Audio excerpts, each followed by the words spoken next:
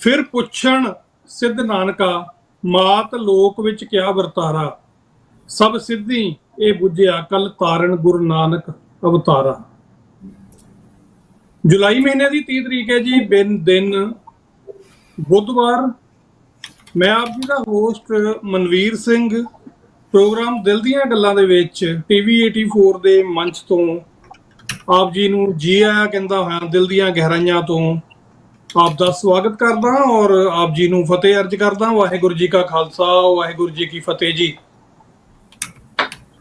ਅੱਜ ਦੇ ਇਸ ਪ੍ਰੋਗਰਾਮ ਦੇ ਵਿੱਚ ਆਪ ਸਭ ਦਾ ਸਵਾਗਤ ਹੈ ਔਰ ਧੰਨਵਾਦ ਹੈ ਕਿ ਤੁਸੀਂ ਪ੍ਰੋਗਰਾਮ ਦੇ ਨਾਲ ਜੁੜਦੇ ਹੋ, ਇਹਨੂੰ ਲਾਈਕ ਕਰਦੇ ਹੋ, ਇਹਨੂੰ ਸ਼ੇਅਰ ਕਰਦੇ ਹੋ ਤੇ ਇਹਦੇ ਬਾਰੇ ਸਾਨੂੰ ਫੀਡਬੈਕ ਵੀ ਦਿੰਦੇ ਹੋ। ਤੋ ਸਾਡਾ ਜੇ ਇਹ ਉਪਰਾਲਾ ਹੈ ਤਾਂਹੀਓ ਸਫਲ ਸਮਝਿਆ ਜਾਏਗਾ ਜੇ ਤੁਸੀਂ ਇਹਨੂੰ ਲਾਈਕ ਕਰੋ, ਇਹਨੂੰ ਸ਼ੇਅਰ ਕਰੋ ਤੇ ਸਾਨੂੰ ਫੀਡਬੈਕ ਦਿਓ। ਸੋ ਜੇ ਤੁਸੀਂ ਹਜੇ ਤੱਕ ਸਾਡੇ ਨਾਲ ਨਹੀਂ ਜੁੜੇ ਤਾਂ ਤੁਸੀਂ ਸਾਨੂੰ ਪ੍ਰੋਗਰਾਮ ਦੇ ਦੌਰਾਨ ਜੇ ਕੋਈ ਗੱਲਬਾਤ ਕਰਨੀ ਹੈ ਤਾਂ 514 476 8484 ਦੇ ਉੱਤੇ ਤੁਸੀਂ ਆਪਣੇ ਵਿਚਾਰਾਂ ਦੀ ਸਾਂਝ ਜਾਂ ਫਿਰ ਤੁਹਾਡਾ ਕੋਈ ਵਿਸ਼ੇ ਦੇ ਸੰਬੰਧਿਤ ਕੋਈ ਸਵਾਲ ਹੈ ਤਾਂ ਤੁਸੀਂ ਉਹ ਵੀ ਪ੍ਰੋਗਰਾਮ ਦੇ ਵਿੱਚ ਕਰ ਸਕਦੇ ਹੋ।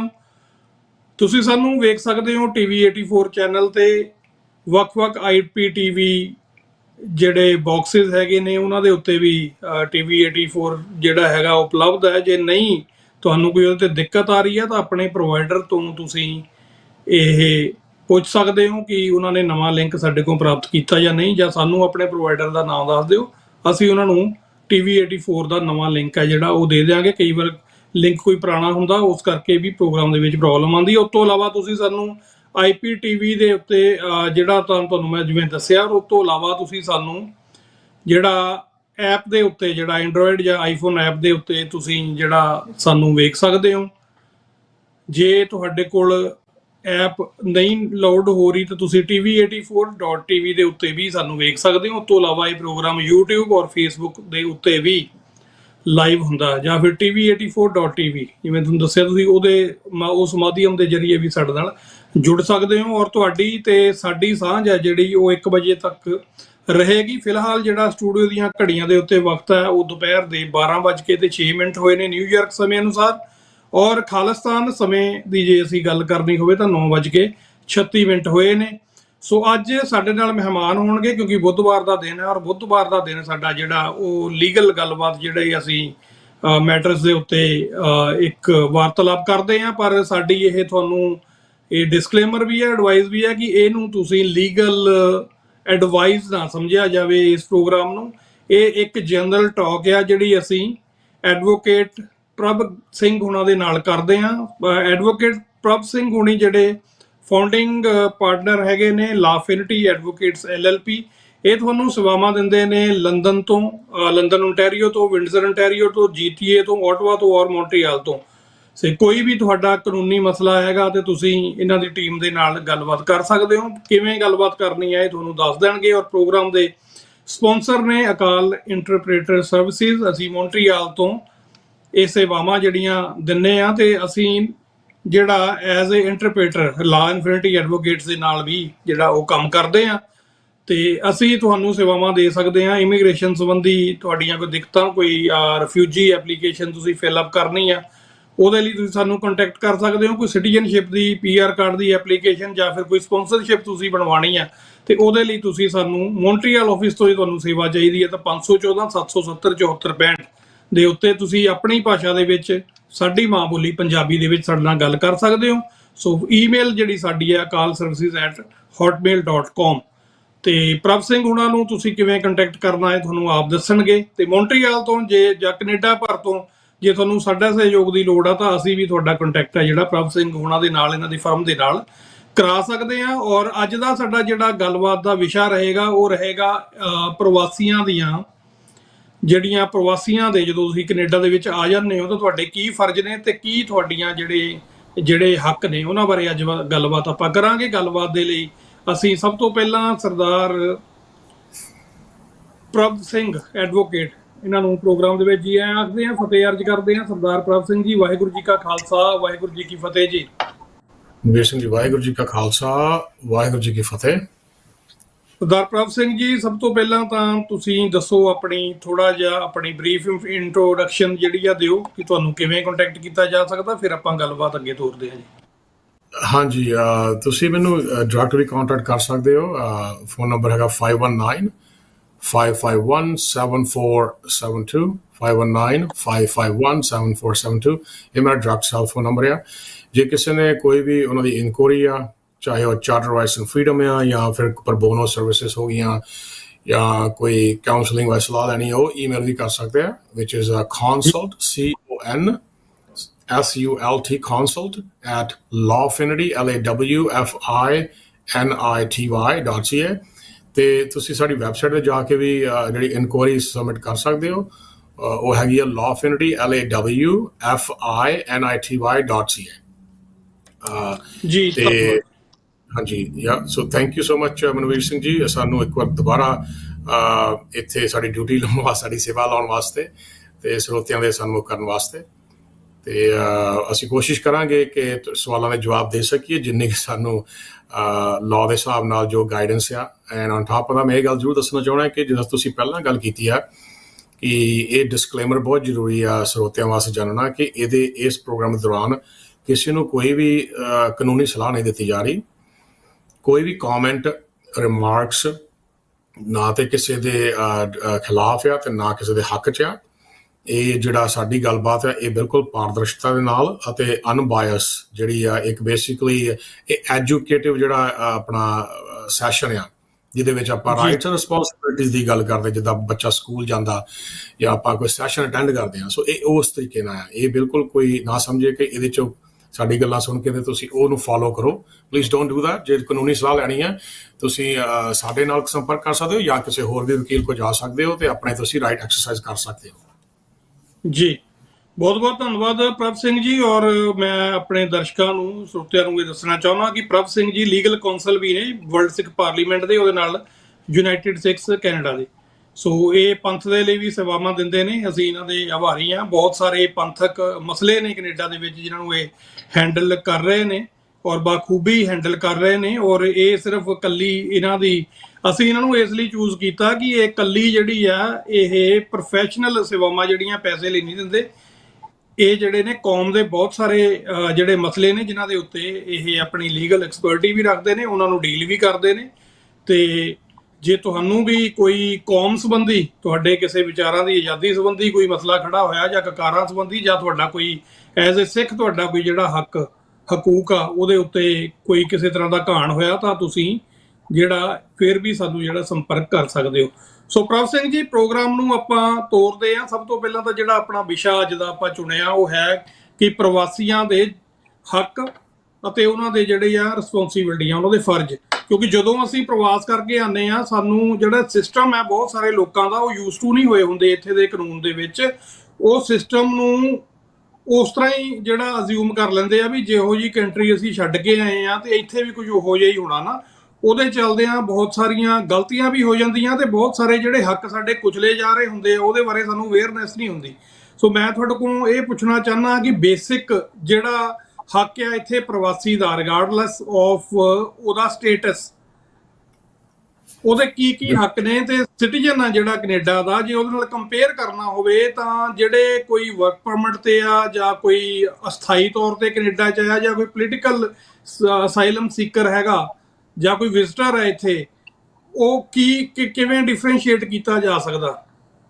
ਬਿਲਕੁਲ ਨਹੀਂ, ਬਹੁਤ ਵਧੀਆ ਸਵਾਲ ਤੁਹਾਡਾ। ਸੋ ਸਾਨੂੰ ਸਮਝਣ ਦੀ ਲੋੜ ਹੈ ਕਿ ਅਸੀਂ ਕਈ ਵਾਰ ਨਾ ਸ਼੍ਰੇਣੀਆਂ ਨੂੰ ਲੈ ਕੇ ਹੀ ਆਪਣੇ ਹੱਕ ਜਿਹੜੇ ਆ ਉਹ ਅਸੀਂ ਆਧਾਰਿਤ ਕਰਦੇ ਹਾਂ।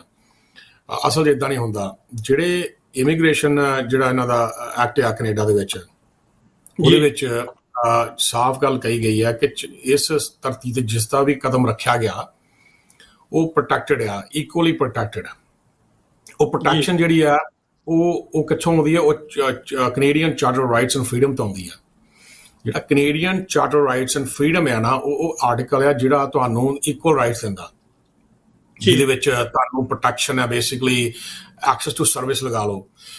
ਕਦੀ ਵੀ ਕਿਸੇ ਵੀ ਇੱਥੋਂ ਦੇ ਪ੍ਰਵਾਸੀ ਨੂੰ, ਚਾਹੇ ਉਹ ਵਿਜ਼ਿਟਰ ਆ, ਚਾਹੇ ਰਿਫਿਊਜੀ ਆ, ਇਮੀਗ੍ਰੈਂਟ ਆ, ਜਾਂ ਉਹ ਕੈਨੇਡੀਅਨ ਸਿਟੀਜ਼ਨ ਆ, ਉਹਦੇ ਆਧਾਰ ਤੇ ਕਦੀ ਵੀ ਡਿਸਕ੍ਰਿਮੀਨੇਸ਼ਨ ਨਹੀਂ ਕੀਤੀ ਜਾਂਦੀ ਵੀ ਫੋਰ ਐਗਜ਼ਾਮਪਲ ਵੀ ਜੇ ਉਹਨੇ ਘਰ 'ਚ ਰਹਿਣਾ ਆ ਕਿਤੇ ਜਾਂ ਉਹਦੇ ਸੋਸ਼ਲ ਬੈਨੀਫਿਟਸ ਹੋ ਗਏ ਜਿੱਦਾਂ ਉਹਨੇ ਕੈਨੇਡੀਅਨ ਆਜ਼ਾਦੀ ਨੂੰ ਉਹਨੇ ਇੰਜੋਏ ਕਰਨਾ ਆ ਐਜੂਕੇਸ਼ਨ ਹੋ ਗਈ ਰਾਈਟ ਉਹਨੂੰ ਹੱਕ ਨੇ ਸੋ ਸਭ ਤੋਂ ਵੱਡੀ ਗੱਲ ਹੈ ਜਿਹੜੀ freedom of expression and religion ਉਹ ਸਾਰਿਆਂ ਨੂੰ ਬਰਾਬਰ ਦੇ ਹੱਕ ਦਿੱਤੇ ਜਾਂਦੇ ਆ ਨਾ ਕੇਵਲ ਇਮੀਗ੍ਰੈਂਟਸ ਤੇ ਕੈਨੇਡੀਅਨਸ ਨੂੰ ਦੂਜਾ ਹੁੰਦਾ ਹੈ ਵੀ right to work and study ਉਹ ਵੀ ਇੱਕ ਬੇਸਿਕਲੀ ਸਮਝਣਾ ਉਹ ਵੀ ਇੱਕ ਹੱਕ ਆ ਰਾਈਟ ਤੇ ਸਭ ਤੋਂ ਵੱਡੀ ਗੱਲ ਹੈ ਪ੍ਰੋਟੈਕਸ਼ਨ ਅਗੇਂਸਟ ਡਿਸਕ੍ਰਿਮੀਨੇਸ਼ਨ ਕੈਨੇਡਾ ਇਹ ਕਹਿੰਦਾ ਆ ਕਿ ਜਿਹੜਾ ਵੀ ਇੱਥੇ ਪ੍ਰਵਾਸੀ ਆ ਗਿਆ ਉਹ ਸਾਡੀ ਜ਼ਿੰਮੇਵਾਰੀ ਹੈ ਉਹਦੇ ਮਨੁੱਖੀ ਅਧਿਕਾਰਾਂ ਦੀ ਰਾਖੀ ਕਰਨਾ ਇਹ ਬਰਾਬਰ ਰਾਈਟਸ ਨੇ ਪਰ ਦੈਨ ਅਗੇਨ ਉਹਦੇ 'ਚ ਰਿਸਟ੍ਰਿਕਸ਼ਨ ਜ਼ਰੂਰ ਹੋ ਸਕਦੀਆਂ ਆ ਫੋਰ ਐਗਜ਼ਾਮਪਲ ਜੇ ਵਿਜ਼ਟਰ ਆਉਂਦੇ ਆ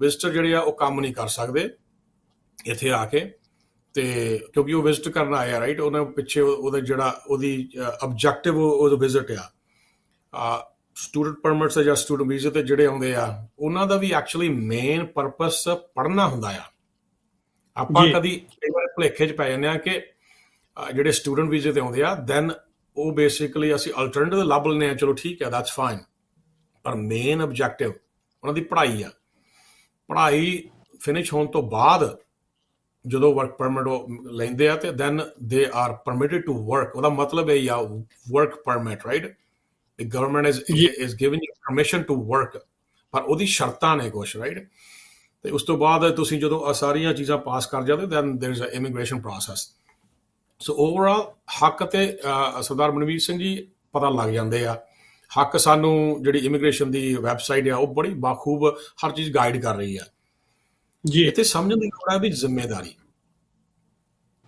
ਸਾਨੂੰ ਹਰ ਇੱਕ ਦੀ ਇੱਕ ਜ਼ਿੰਮੇਵਾਰੀ ਹੈ ਕਲੈਕਟਿਵ ਜ਼ਿੰਮੇਵਾਰੀ ਚਾਹੇ ਉਹ ਵਿਜ਼ਟਰ ਹੈ ਚਾਹੇ ਰਿਫਿਊਜੀ ਹੈ ਚਾਹੇ ਉਹ ਸਟੂਡੈਂਟ ਹੈ ਇਮੀਗ੍ਰੈਂਟ ਜਾਂ ਕੈਨੇਡੀਅਨ ਸਿਟੀਜ਼ਨ ਇਹਨਾਂ ਸਾਰਿਆਂ ਦੀ ਇੱਕ ਕਲੈਕਟਿਵ ਜ਼ਿੰਮੇਵਾਰੀ ਉਹ ਹੈਗੀ ਆ ਇੱਥੋਂ ਦੇ ਕਾਨੂੰਨਾਂ ਦੀ ਪਾਲਣਾ ਕਰਨੀ ਜੀ ਫੋਰ ਐਗਜ਼ਾਮਪਲ ਮੈਂ ਤੁਹਾਨੂੰ ਦੱਸ ਦਿੰਦਾ ਆ ਫੈਮਿਲੀ ਕੰਟੈਕਟਸ ਵਿੱਚੋਂ ਫੈਮਿਲੀ ਲਾਅ ਦੇ ਵਿੱਚੋਂ ਕਈ ਵਾਰ ਇੱਥੇ ਵਿਜ਼ਟਰ ਆਉਂਦੇ ਨੇ ਹਸਬੈਂਡ ਵਾਈਫ ਆ ਉਹਨਾਂ ਡਿਸਪਿਊਟ ਹੋ ਗਿਆ ਤੇ ਉਹਨੂੰ ਡਿਸਪਿਊਟ ਹੋ ਗਿਆ ਤੇ ਦੈਨ ਉਹ ਕਹਿੰਦੇ ਨੇ ਕਿ ਅਸੀਂ ਇੰਡੀਆ ਵਾਪਸ ਚੱਲ ਜਾਣਾ ਸਾਡਾ ਉੱਥੇ ਕੁਝ ਵਿਗਾੜ ਨਹੀਂ ਸਕਦਾ ਪਰ ਉਹ ਇਹ ਚੀਜ਼ ਕਹਿੰਦੇ ਆ ਕਿ ਹੁਣ ਉਹ ਇਮੀਗ੍ਰੇਸ਼ਨ ਐਕਟ ਦੇ ਥੱਲੇ ਵੱਜ ਗਏ ਹੋਏ ਆ ਕਿਉਂਕਿ ਉਹ ਕਹਿ ਰਿਹਾ ਆ ਕਿ ਤੁਸੀਂ ਜਦੋਂ ਇੱਥੇ ਆ ਗਏ ਹੋ ਤੁਸੀਂ ਸਾਡੇ ਹੱਕਾਂ ਦੀ ਸਾਡੇ ਕਾਨੂੰਨਾਂ ਦੀ ਪਾਲਣਾ ਕਰਨੀ ਹੈ ਉਹਦੇ ਵਿੱਚ ਆਇਆ ਕਿ ਤੁਸੀਂ ਕੋਈ ਵੀ ਐਸਾ ਕੰਮ ਨਹੀਂ ਕਰਨਾ ਜਿਹਦੇ ਵਿੱਚ ਕ੍ਰਿਮੀਨਲ ਐਕਟੀਵਿਟੀਜ਼ ਜਾਂ ਕੋਈ ਇਹ ਚੀਜ਼ ਵਿੱਚ ਹੋਵੇ ਤੇ ਉਹਦੇ ਕੌਨਸੀਕੁਐਂਸਿਸ ਵੀ ਆ ਉਹਨੂੰ ਭੁਗਤਣੇ ਪੈਂਦੇ ਆ ਫਿਰ ਅਸੀਂ ਇਹ ਨਹੀਂ ਹੈਗਾ ਕਿ ਅਸੀਂ ਜੇ ਸਾਡੇ ਕੋਲ ਸਟੇਟਸ ਨਹੀਂ ਹੈਗਾ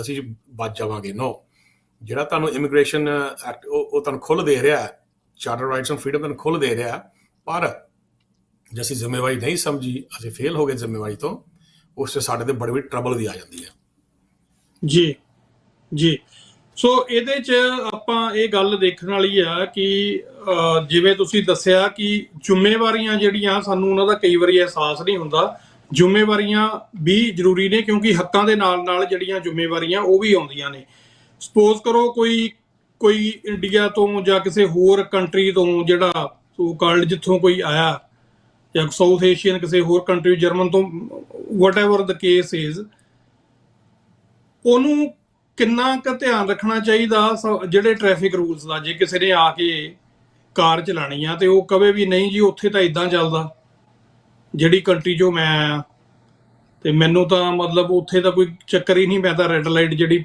ਕਰਤੀ ਕ੍ਰੋਸ ਤੇ ਉਹਦੇ ਪੁਆਇੰਟਸ ਵਗੈਰਾ ਵੀ ਕੱਟੇ ਜਾ ਸਕਦੇ ਨੇ ਉਹਦੇ ਬਾਰੇ ਥੋੜਾ ਜਿਹਾ ਦੱਸੋ ਦੇਖੋ ਸਭ ਤੋਂ ਪਹਿਲਾਂ ਸਮਝਣ ਦੀ ਲੋੜ ਹੈ ਕਿ ਇੱਥੇ ਗੱਡੀ ਚਲਾਉਣ ਵਾਸਤੇ ਤੁਹਾਨੂੰ ਲਾਫੁਲ ਜਾਂ ਡਰਾਈਵਰਸ ਲਾਇਸੈਂਸ ਹੋਣਾ ਜ਼ਰੂਰੀ ਹੈ ਕਈ ਵਾਰ ਅਸੀਂ ਸੋਚਦੇ ਕਿ ਅਸੀਂ ਨੈਸ਼ਨਲ ਲਾਇਸੈਂਸ ਤੇ ਨਾ ਗੱਡੀ ਚਲਾ ਲਾਂਗੇ ਪਰ ਸਮਝਣ ਦੀ ਲੋੜ ਹੈ ਕਿ ਜੇ ਤੇ ਉਹ ਅਕ੍ਰੈਡਿਟਡ ਨਹੀਂ ਹੋਇਆ ਜੇ ਉਹਨੂੰ ਪ੍ਰੋਵਿੰਸ ਦੀ ਪ੍ਰਮਾਣਤਾ ਨਹੀਂ ਮਿਲੀ ਉਹ ਨਹੀਂ ਕਰ ਸਕਦਾ ਉਹਦੇ 'ਚ ਪ੍ਰੋਸੈਸ ਆ ਰਾਈਟ ਜੇ ਸਪੋਜ਼ ਕਰੋ ਕਿ ਕਿਸੇ ਕੋ ਲਾਇਸੈਂਸ ਇੰਟਰਨੈਸ਼ਨਲ ਉਹ ਗੱਡੀ ਚਲਾਉਣ ਲੱਗ ਗਿਆ ਤੇ ਉਹਨੇ ਟ੍ਰੈਫਿਕ ਵਾਇਲੇਸ਼ਨ ਕਰਤੀ ਇਹ ਗੱਲ ਸਮਝੋ ਕਿ ਉਹਦੇ ਉੱਤੇ ਇੱਕ ਬੇਸਿਕਲੀ ਇੱਕ ਕ੍ਰਿਮੀਨਲ ਕਹਿ ਲਓ ਵੀ ਪ੍ਰੋਸੀਡਿੰਗਸ ਲਾਈ ਜਾ ਸਕਦੀ ਹੈ ਜਾਂ ਫਿਰ ਉਹਦੇ ਤੇ ਉਹੀ ਚੀਜ਼ ਲਾਗੂ ਹੋਣੀ ਹੈ ਜਿਹੜੀ ਇੱਕ ਸਿਟੀਜ਼ਨ ਤੇ ਜਾਂ ਫਿਰ ਉਹਦੇ ਤੇ ਆਪਣਾ ਇਮੀਗ੍ਰੈਂਟ ਉੱਤੇ ਆ ਜਾਂ ਰਿਫਿਊਜੀ ਉੱਤੇ ਆ ਕਿਉਂਕਿ ਰਿਫਿਊਜੀ ਵੀ ਇੱਕ ਸਟੇਟਸ ਹੈ ਨਾ ਜਾਂ ਉਸ ਚਾਹੇ ਉਹ ਸਟੂਡੈਂਟ ਪਰਮਿਟ ਤੇ ਆ ਤਾਂ ਕਈ ਵਾਰ ਅਸੀਂ ਸੋਚਦੇ ਹਾਂ ਵਿਜ਼ਟਰ ਜਿਹੜੇ ਆ ਉਹ ਚੀਜ਼ਾਂ ਕਰ ਸਕਦੇ ਆ ਤੇ ਉਹਨਾਂ ਨੂੰ ਨਹੀਂ ਐਬਸੋਲੂਟਲੀ ਨਾਟ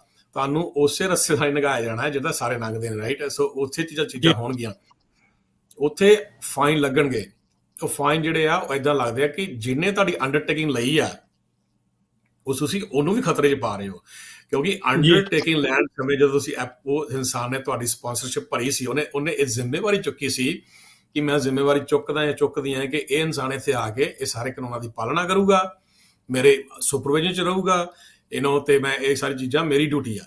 ਤੁਸੀਂ ਦੇਖੋ ਵੀ ਤੁਸੀਂ ਉਸ ਨੂੰ ਵੀ ਇਹ ਖਤਰੇ 'ਚ ਪਾ ਰਹੇ ਹੋ, ਤੇ ਕੱਲ ਨੂੰ ਜੇ ਉਹ ਇਨਸਾਨ ਗੱਲ ਨੂੰ ਐਪਲੀਕੇਸ਼ਨ ਅਪਲਾਈ ਕਰਦਾ ਆ ਕਿਸੇ ਹੋਰ ਵਾਸਤੇ, ਉਹ ਵੀ ਇੱਕ ਕੁਐਸਚਨ ਮਾਰਕ ਹੋ ਗਿਆ।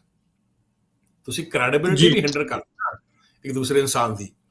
ਸੋ ਜਿੱਦਾਂ ਆਪਾਂ ਕ੍ਰੈਡਿਟ ਕਾਰਡ ਵਿੱਚ ਕਈ ਵਾਰ ਕੋ ਸਾਈਨਰ ਨਹੀਂ ਭਰ ਦਿੰਦੇ, ਸੋ ਥਿੰਕ ਅਬਾਊਟ ਇਟ, ਉਹ ਇਨਸਾਨ ਕੋ ਸਾਈਨਰ ਹੋ ਗਿਆ ਇੱਕ ਹਿਸਾਬ ਦਾ। ਤੇ ਉਸ ਤੋਂ ਬਾਅਦ ਉਹ ਡਿਪੈਂਡ ਕਰਦਾ ਹੈ, ਡਿਸਕ੍ਰੈਸ਼ਨ ਹੈ ਦੇਖੋ ਕਰਾਉਣ ਜਾਂ ਪ੍ਰੋਸੀਕਿਊਟਰ ਦਾ, ਉਹ ਡਿਸਕ੍ਰੈਸ਼ਨ ਨੇ ਸਰਕਾਰ ਦੇ, ਉਹਨੇ ਕਿਸ ਹੱਦ ਤੱਕ ਇਹ ਫਾਈਨ ਲਾਉਣੇ ਆ, ਰਾਈਟ। ਸੋ ਮੈਂ ਇੱਕੋ ਗੱਲ ਕਹਿਣਾ ਹੁੰਦਾ ਕਿ ਜਦੋਂ ਤੁਸੀਂ ਕਿਸੇ ਵੀ ਮੁਲਕ ਜਾਣਾ ਆ, ਹਮੇਸ਼ਾ ਉਸ ਮੁਲਕ ਦੀ ਜਿਹੜੀ ਬੇਸਿਕ ਕਾਨੂੰਨ ਨੇ ਨਾ ਜਿਹੜੇ, ਉਹ ਸਮਝਣੇ ਬਹੁਤ ਜ਼ਰੂਰੀ ਆ। ਉਸ ਤੋਂ ਬਾਅਦ ਜਦੋਂ ਤੁਸੀਂ ਇਸ ਮੁਲਕ 'ਚ ਆ ਜਾਂਦੇ ਜੇ, ਤੇ ਜੇ ਤੁਸੀਂ ਵਿਜ਼ਟਰ ਆਏ ਹੋ, ਤੇ ਜਿਸ ਦੇ ਆਸਰੇ ਤੁਸੀਂ ਇੱਥੇ ਵਿਜ਼ਟਰ ਆਏ ਹੋ, ਉਹਦੀ ਵੀ ਜ਼ਿੰਮੇਵਾਰੀ ਬਣਦੀ ਹੈ ਕਿ ਇੱਥੇ ਕਮਿਊਨਿਟੀ ਸੈਂਟਰ ਬਣੇ ਹੋਏ ਆ, ਉਹ ਤੁਹਾਨੂੰ ਜਿਹੜੀਆਂ ਸੇਵਾਵਾਂ ਪ੍ਰਦਾਨ ਕਰਦੇ ਆ, ਬੇਸਿਕ ਜਿਹੜੀ ਰਿਕੁਆਇਰਮੈਂਟਸ ਨੇ। ਅੱਛਾ, ਉਸ ਤੋਂ ਬਾਅਦ ਸੈਟਲਮੈਂਟ ਏਜੰਸੀਜ਼ ਇੱਥੇ ਹੈਗੀਆਂ।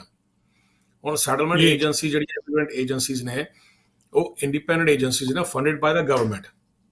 ਤੁਸੀਂ ਉਹਨਾਂ ਕੋਲ ਜਾ ਸਕਦੇ ਜੇ, ਉਹਨਾਂ ਕੋਲ ਪੈਨਫਿਟ ਹੁੰਦੇ ਆ, ਰਾਈਟ। ਉਹ ਪੈਨਫਿਟ ਲੈ ਸਕਦੇ ਹੋ। ਅਗਰ ਕਿਸੇ ਨੂੰ ਜ਼ਰੂਰਤ ਆ, ਈਵਨ ਸਾਡੀ ਜਿਹੜੀ ਹੁਣ ਫਰਮ ਆ, ਅਸੀਂ ਤਾਂ ਨਾ ਮਨੁੱਖੀ ਅਧਿਕਾਰਾਂ ਦੀ ਪ੍ਰੈਕਟਿਸ ਕਰਦੇ ਹਾਂ ਫ੍ਰੀ ਆਫ ਕਾਸਟ। ਸਾਡੀ ਜ਼ਿੰਮੇਵਾਰੀ ਹੈ ਕਿ ਅਸੀਂ as part of awareness program ਅਸੀਂ ਉਹਨਾਂ ਨੂੰ ਇਹ ਚੀਜ਼ ਦੇ ਸਕਦੇ ਹਾਂ। ਜੇ ਕਿਸੇ ਨੂੰ ਲੋੜ ਆ ਚੀਜ਼ ਦੀ, ਜਾਂ ਕੋਈ ਵਿਜ਼ਟਰ ਆਇਆ ਤੁਹਾਡੇ ਕੋਲ, ਤੁਹਾਨੂੰ ਇਹ ਚੀਜ਼ ਦੀ ਲੋੜ ਆ ਕਾਨੂੰਨ ਜਾਣਨ ਦੀ, ਤੁਸੀਂ ਸਾਨੂੰ ਵੀ ਰੀਚ ਆਊਟ ਕਰ ਸਕਦੇ ਹੋ। ਅਸੀਂ ਵੀ ਐਟ ਫ੍ਰੀ ਆਫ ਕਾਸਟ ਅਸੀਂ ਉਹ ਦਸਤਾਵੇਜ਼ ਤੁਹਾਨੂੰ ਦੇ ਸਕਦੇ ਹਾਂ। ਅੱਛਾ, ਜਦੋਂ ਅਸੀਂ ਟ੍ਰੈਫਿਕ ਨਿਯਮਾਂ ਦੀ ਗੱਲ ਕਰਦੇ ਹਾਂ, ਇਹਦੇ 'ਚ ਇਹ ਨਹੀਂ ਵੀ ਜੇ ਅਸੀਂ ਇਕੱਲੀ ਕੋਈ ਚੀਜ਼ ਡਰਾਈਵ ਕਰ ਰਹੇ ਹਾਂ, ਕੋਈ ਵੀ ਵਹੀਕਲ ਅਸੀਂ ਡਰਾਈਵ ਕਰ ਰਹੇ ਹਾਂ, ਉਦੋਂ ਹੀ ਅਸੀਂ ਜਿਹੜੇ ਨਿਯਮ ਆ ਉਹ ਦੇਖਣੇ ਆ। ਕਈ ਵਾਰੀ ਇਹ ਦੇਖਿਆ ਜਾਂਦਾ ਕਿ ਨਵੇਂ ਆਏ ਲੋਕ ਜਿਹੜੇ ਨੇ, ਉਹ ਕਈ ਵਾਰੀ ਸੜਕ ਨੂੰ ਵੀ, ਸੜਕ ਦੇ ਵਿਚਕਾਰੋਂ ਜਿਹੜਾ ਕੋਸ਼ਿਸ਼ ਕਰਦੇ ਆ ਟੱਪਣ ਦੀ, ਤੇ ਜਾਂ ਫਿਰ ਜੇ ਕਿਤੇ ਬੱਚਾ ਇੱਧਰ ਉੱਧਰ ਹੋ ਗਿਆ ਕਿਤੇ ਟ੍ਰੈਫਿਕ ਲਾਈਟ ਦੇ ਉੱਤੇ, ਜਾਂ ਪਹਿਲਾਂ ਤੁਰ ਪਿਆ, ਅਵੇਅਰ ਨਹੀਂ ਬੱਚਾ, ਚਲੋ ਉਹ, ਤੇ ਉਹਨੂੰ ਮਤਲਬ ਜਦੋਂ ਅਸੀਂ ਅਕਸਰ ਕਈ ਵਾਰੀ ਇਹ ਦੇਖਣ ਜਾਂਦਾ ਕਿ ਉਹਦੇ ਮਾਂ-ਬਾਪ ਥੱਪੜ ਮਾਰਦੇ ਆ, ਉਹ ਆਪਣੇ ਜਿਹੜੀ ਆ ਬੈਕ ਹੋਮ ਮੈਂਟੈਲਿਟੀ ਨੂੰ ਲੈ ਕੇ ਨਾ, ਵੀ ਤੈਨੂੰ ਪਤਾ ਨਹੀਂ ਲੱਗਦਾ। ਹੁਣ ਉਹ ਆਪਣੇ ਵੱਲੋਂ ਤਾਂ ਕਰ ਰਹੇ ਹੁੰਦੇ ਵੀ ਅਸੀਂ ਚਲੋ ਇਹਨੂੰ ਟ੍ਰੈਫਿਕ ਰੂਲ ਹੈ ਜਿਹੜਾ ਉਹਨੂੰ ਤੋੜਨ ਤੋਂ ਰੋਕ ਰਹੇ ਆ, ਬਟ ਉਹ ਅਨਦਰ ਵਾਇਲੇਸ਼ਨ ਜਿਹੜੀ ਆ ਹੋ ਜਾਂਦੀ ਹੈ। ਸੋ ਕੀ ਇਹ ਇੱਥੇ ਐਕਸੈਪਟੇਬਲ ਹੈ ਕੈਨੇਡਾ ਦੇ ਵਿੱਚ? ਬਿਲਕੁਲ, ਵੇਖੋ ਆਬਵੀਅਸਲੀ ਨਾਟ ਐਕਸੈਪਟੇਬਲ। ਸਾਨੂੰ ਸਮਝਣਾ ਪੈਣਾ ਵੀ ਕਾਨੂੰਨ ਇੱਕ ਪਾਸੇ ਹੁੰਦੇ ਆ, ਇੱਕ ਈਵਨ ਦੇਖੋ ਅਦਾਲਤਾਂ ਵਿੱਚ ਵੀ ਇਹ ਚੀਜ਼ਾਂ ਮੰਨੀਆਂ ਜਾਂਦੀਆਂ। ਲਾਜ਼ ਇੱਕ ਪਾਸੇ ਹੋ ਗਏ, ਐਕਟਸ ਲੈਜਿਸਲੇਸ਼ਨ ਇੱਕ ਪਾਸੇ ਹੋ ਗਈ, ਦੂਜੇ ਪਾਸੇ ਆਉਂਦੀਆਂ ਮੋਰਲ ਵੈਲਿਊਜ਼। ਜਿਹੜੇ ਮੋਰਲ ਵੈਲਿਊਜ਼ ਨੇ, ਮੋਰਲਸ ਨੇ ਜਿਹੜੇ ਨਾ, ਉਹ ਬਹੁਤ ਜ਼ਰੂਰੀ ਹੈ ਸਮਝਣਾ। ਦੇਖੋ ਕਿ ਇੱਕ ਤੁਹਾਡੀ ਰਿਸਪੌਂਸਿਬਿਲਿਟੀ ਤੁਹਾਡੀ ਕਮਿਊਨਿਟੀ ਦੇ ਵਾਸਤੇ ਵੀ ਹੈ ਨਾ। ਤੇ ਜਦੋਂ ਆਪਾਂ ਕਾਨੂੰਨ ਦੀ ਗੱਲ ਕਰਦੇ, ਹੁਣ ਜਿਹੜਾ ਹੁਣ ਤੁਸੀਂ ਰੋਡ ਕ੍ਰਾਸ ਕਰਨ ਲੱਗ ਗਏ ਇੱਦਾਂ, ਉਹਨੂੰ ਜੇ ਵਾਕਿੰਗ ਕਹਿੰਦੇ ਇੱਥੇ, ਤੁਸੀਂ ਜੇ ਵਾਕਿੰਗ ਨਹੀਂ ਕਰ ਸਕਦੇ ਆਬਵੀਅਸਲੀ, ਉਹ ਤੁਹਾਡੇ ਵਾਸਤੇ ਹੀ ਰੂਲ ਬਣੇ ਹੋਏ ਆ ਕਿ ਤੁਸੀਂ ਖਿਆਲ ਰੱਖਣਾ ਆ। ਇਵੈਂਚੁਅਲੀ ਕੀ ਹੋਣਾ ਕਿ ਜੇ ਤੁਹਾਡੇ ਕੋਲ ਇੰਸ਼ੋਰੈਂਸ ਨਹੀਂ ਹੈਗੀ ਉਹ ਚੀਜ਼ ਦੀ, ਇੱਕ ਤੁਸੀਂ ਉਹ ਖਤਰੇ 'ਚ ਆ ਗਏ, ਰਾਈਟ। ਤੇ ਦੂਸਰੀ ਗੱਲ ਹੈ ਕਿ ਦੇਖੋ ਉਹਦੇ ਤੁਹਾਨੂੰ ਫਾਈਨ ਵੀ, ਉਹਦਾ ਫਾਈਨ ਵੀ ਆ ਜੇ ਵਾਕਿੰਗ ਦਾ, ਠੀਕ ਹੈ। ਜੇ ਤੇ ਅਫਸਰ ਚੰਗਾ ਹੋਇਆ, ਉਹ ਤੁਹਾਨੂੰ ਚਲੋ ਵਾਰਨਿੰਗ ਦੇ ਕੇ ਛੱਡ ਦੂਗਾ, ਠੀਕ ਆ। ਉਹ ਆਪਾਂ ਨਹੀਂ ਕੁਝ ਕਹਿ ਨਹੀਂ ਸਕਦੇ, ਉਹਦੇ ਕੀ ਜਿਹੜੇ ਉਹਦੇ ਕੌਨਸੀਕੁਐਂਸਿਸ ਹੋ ਸਕਦੇ ਆ। ਪਰ ਸਭ ਤੋਂ ਵੱਡੀ ਗੱਲ ਹੈ ਕਿ ਜਦੋਂ ਕੋਈ ਵੀ ਇਮੀਗ੍ਰੈਂਟ ਕੋਈ ਵੀ ਪ੍ਰਵਾਸੀ, ਚਾਹੇ ਉਹ ਵਿਜ਼ਟਰ ਆ ਜਾਂ ਕੋਈ ਵੀ, ਇਹ ਐਕਟ ਕਰਦਾ, ਸਭ ਤੋਂ ਪਹਿਲਾਂ ਉਹਦੀ ਕਮਿਊਨਿਟੀ ਤੇ ਉਂਗਲ ਚੁੱਕੀ ਜਾਂਦੀ ਆ। ਤੁਸੀਂ ਕਦੀ ਇਹ ਮਤ ਸੋਚੋ ਕਿ ਤੁਹਾਡਾ ਐਕਟ ਇੰਡੀਵਿਜੂਅਲ ਆ। ਫੋਰ ਐਗਜ਼ਾਮਪਲ ਅਸੀਂ ਕੀ ਕਰਦੇ ਹਾਂ ਕਿ ਅਸੀਂ ਸਮਝਦੇ ਹਾਂ ਕਿ ਇਹ ਮੈਂ ਕੀਤਾ, ਨੈਵਰ। ਜਿਹੜੀ ਵੀ ਚੀਜ਼ ਪਬਲਿਕ 'ਚ ਹੁੰਦੀ ਆ ਨਾ, ਉਹ it's basically a finger being pointed to your own community, ਠੀਕ ਹੈ। Your community is being judged. ਤੁਸੀਂ ਇਕੱਲੇ ਨਹੀਂ ਹੈਗੇ ਉੱਥੇ, ਇਹ ਸਮਝਣ ਦੀ ਲੋੜ ਆ। ਫੋਰ ਐਗਜ਼ਾਮਪਲ ਜੇ ਆਪਾਂ ਦੇਖੋ ਲੰਗਰ ਸੇਵਾ ਕਰਦੇ ਹਾਂ, ਰਾਈਟ, ਮੈਂ ਰੈਲੇਵੈਂਟ ਹੀ ਇਹ ਵਿਸ਼ਾ ਆ, ਤੇ ਲੰਗਰ ਸੇਵਾ ਕਰਦੇ, ਉਹਦੇ 'ਚ ਕੀ ਕਹਿੰਦੇ ਆ ਵੀ ਸਿੱਖ ਕਿੰਨੀ ਸੇਵਾ ਕਰਦੇ ਆ ਜੀ, ਠੀਕ ਆ। ਜੇ ਚੋਰੀਆਂ ਹੁੰਦੀਆਂ ਤੇ ਜਾਂ ਫਿਰ ਲਾ ਲਓ ਵੀ ਉਹ ਜਿੱਥੇ ਵੀ ਸਾਡੇ ਆਰਟੀਕਲ ਆਫ ਫੇਥ ਅੱਗੇ ਆਉਂਦੇ ਆ, ਦਸਤਾਰ ਹੋ ਗਈ, ਕਕਾਰ ਹੋ ਗਏ, ਰਾਈਟ। ਜੇ ਕਈ ਮੋਨੇ ਵੀਰ ਵੀ ਜਿਹੜੇ ਆ ਉਹ ਪਿੱਛੇ ਸਿੰਘ ਲਿਖਿਆ ਹੁੰਦਾ, ਤੇ ਸਾਡੀਆਂ ਭੈਣਾਂ ਜਿਹੜੀਆਂ ਆ ਉਹ ਤੇ ਕੌਰ ਲਿਖਿਆ ਹੁੰਦਾ। ਸੋ ਥਿੰਕ ਅਬਾਊਟ ਇਟ। ਸਾਡੇ ਇੰਡੀਵਿਜੂਅਲ ਐਕਸ਼ਨ ਇਹ ਡਿਟਰਮਿਨ ਕਰਦੇ ਆ ਵੀ ਸਾਡੀ ਕਮਿਊਨਿਟੀ ਦਾ ਕੀ ਫਿਊਚਰ ਆ। ਇਹ ਬੜੀ ਵੱਡੀ ਜ਼ਿੰਮੇਵਾਰੀ ਹੈ ਪ੍ਰਵਾਸੀ ਦੇ ਸਿਰ ਉੱਤੇ actually. So don't think that ਕਿ ਤੁਸੀਂ ਤੁਹਾਡਾ ਇੱਕ ਮੋਟਿਵ ਇਸ ਮੁਲਕ 'ਚ ਆਉਣਾ। ਨੋ, ਤੁਸੀਂ ਇਸ ਮੁਲਕ 'ਚ ਆਏ ਹੋ ਯੈਸ ਚੰਗੀ ਬਿਹਤਰੀ ਵਾਸਤੇ, ਪਰ ਐਟ ਏ ਸੇਮ ਟਾਈਮ ਤੁਸੀਂ ਡਿਸਾਈਡ ਕਰਨਾ ਕਿ ਤੁਹਾਡੀ ਕਮਿਊਨਿਟੀ ਨੂੰ ਕਿਸ ਨਾਂ ਦੇ ਨਾਲ ਤੇ ਕਿਸ ਪਰਿਭਾਸ਼ਾ ਦੇ ਨਾਲ ਜਾਣਿਆ ਜਾਣਾ ਹੈ। ਜੀ। ਤੇ ਦੂਸਰਾ ਪਾਰਟ ਜਿਹੜਾ ਮੇਰਾ ਮੇਨ ਸੀ ਕੁਐਸਚਨ ਦਾ, ਵੀ ਤੁਸੀਂ ਲੈਟ ਸੇ ਵੀ ਬੱਚੇ ਨੇ ਕੋਈ ਗਲਤੀ ਕਰਤੀ ਰੋਡ ਤੇ ਜਾਂ ਕਿਸੇ ਮਾਲ ਦੇ ਵਿੱਚ ਜਾਂ ਕਿਸੇ ਹੋਰ ਪਬਲਿਕ ਗੈਦਰਿੰਗ ਦੇ ਵਿੱਚ, ਤੇ ਤੁਸੀਂ ਆਪਣੀ ਬੈਕ ਹੋਮ ਮੈਂਟੈਲਿਟੀ ਦੇ ਚੱਲਦੇ ਆ ਬੱਚੇ ਨੂੰ ਬਹੁਤ ਜ਼ਿਆਦਾ ਉਹ ਜਿਹੜਾ ਡਰਾਉਣ ਦੇ ਲਈ ਝਿੜਕਦਾ ਜਾਂ ਥੱਪੜ ਮਾਰਤਾ, ਉਹਦੇ ਕੀ ਕੰਸੀਕੁਐਂਸਿਸ ਹੋ ਸਕਦੇ ਆ? ਇਹ ਇਕੱਲਾ ਬੱਚੇ ਦੀ ਨਹੀਂ ਗੱਲ ਵੀ ਹਸਬੈਂਡ ਨੇ ਵਾਈਫ ਨੂੰ ਕਿਤੇ ਕੋਈ ਗਾਲ ਕੱਢਤੀ ਜਾਂ ਵਾਈਫ ਨੇ ਹਸਬੈਂਡ ਨੂੰ ਕੋਈ ਇਦਾਂ ਦਾ ਜਿਹੜਾ ਉਹ ਐਕਸ਼ਨ ਕਰਤਾ ਪਬਲਿਕਲੀ, ਤਾਂ ਉਹਦੇ ਕੀ ਕੰਸੀਕੁਐਂਸਿਸ ਕੀ? ਉਹ ਗੱਲ ਜਿਹੜੀ ਆ ਵੀ ਜ਼ਰੂਰੀ ਆ ਵੀ ਕੋਈ ਕੰਪਲੇਂਟ ਕਰੇ ਉਹ ਮਤਲਬ ਸੰਬੰਧਿਤ ਧਿਰ ਵੱਲੋਂ ਤਾਂ ਹੀ ਐਕਸ਼ਨ ਹੋਣਾ। ਜੇ ਕੋਈ ਪਬਲਿਕ ਗੈਦਰਿੰਗ ਦੇ ਉੱਤੋਂ ਵਿੱਚੋਂ ਕੋਈ ਹੋਰ ਕੋਈ ਕਮਿਊਨਿਟੀ ਦਾ ਮੈਂਬਰ 911 ਕਰ ਦੇਵੇ ਕਿ ਇੱਥੇ ਆ ਹੋਇਆ, ਤਾਂ ਉਹਦੀ ਸੂਰਤ ਵਿੱਚ ਕੀ ਹੋ ਸਕਦਾ? ਬਿਲਕੁਲ। ਦੇਖੋ, ਇਹ ਗੱਲ ਮੈਂ ਜਦੋਂ ਪਹਿਲਾਂ ਗੱਲ ਕਹੀ ਹੈ ਕਿ ਜਦੋਂ ਵੀ ਕੋਈ ਵੀ ਪ੍ਰਵਾਸੀ ਕਾਨੂੰਨ ਆਪਣੇ ਹੱਥ 'ਚ ਲੈਂਦਾ, ਉਹਨੂੰ ਸੇਮ ਜਿਹੜਾ ਟੈਸਟ ਨਾਲ ਜਾਂਚਿਆ ਜਾਂਦਾ ਹੈ। ਜਿੱਦਾਂ ਹੁਣ ਸਾਡੇ ਕੋਲ ਜੇ ਇਕੁਅਲ ਰਾਈਟਸ ਨੇ ਨਾ ਅੰਡਰ ਦੇ charter rights and freedom, right, ਸਾਡੇ ਕੋਲ ਜਿਹੜੇ ਬੇਸਿਕਲੀ ਕੌਨਸੀਕੁਐਂਸਿਸ ਵੀ ਇਕੁਅਲੀ ਆ। ਫਿਰ ਉਹਨਾਂ ਬਾਇਸ ਨਹੀਂ ਕਰਨਾ। ਦੇਖੋ, ਸਿਟੀਜ਼ਨ ਜਿਹੜੇ ਆ ਉਹਨਾਂ ਨੂੰ ਉਹ ਬੇਸਿਕਲੀ ਡਿਪੋਰਟ ਨਹੀਂ ਕਰਦੇ। Okay, however immigrants, visitors, refugee obviously because of convention ਥੱਲੇ ਹੁੰਦੇ ਆ, that's a different story. Deportation one part। ਦੂਜੀ ਗੱਲ ਵੀਰ ਜੀ, ਉਹਨਾਂ ਨੇ ਚਾਰजेस ਉਹੀ ਲਾਉਣੇ ਆ, ਉਹਦੇ ਛੋਟ ਨਹੀਂ ਹੈ। ਫੋਰ ਐਗਜ਼ਾਮਪਲ, ਖਾਸ ਕਰਕੇ ਜੇ ਇਹ ਚੀਜ਼ ਐਵੀਡੈਂਟ ਹੋ ਜਾਏ ਜਾਂ ਪ੍ਰੂਫ ਹੋ ਜਾਏ ਕਿ ਬੱਚੇ ਦੇ ਥੱਪੜ ਮਾਰਿਆ, ਬੱਚੇ ਨੂੰ ਝਿੜਕਿਆ ਗਿਆ, that's child abuse ਜੀ। ਉਹਦੇ ਜਿਹੜੇ ਆ ਫਾਈਨ, ਉਹਦੇ ਫਾਈਨ ਭਾਰੇ ਨੇ, ਉਹਦੇ ਪਿੱਛੇ ਪ੍ਰੋਸੀਡਿੰਗਸ ਵੀ ਹੋਣੀਆਂ।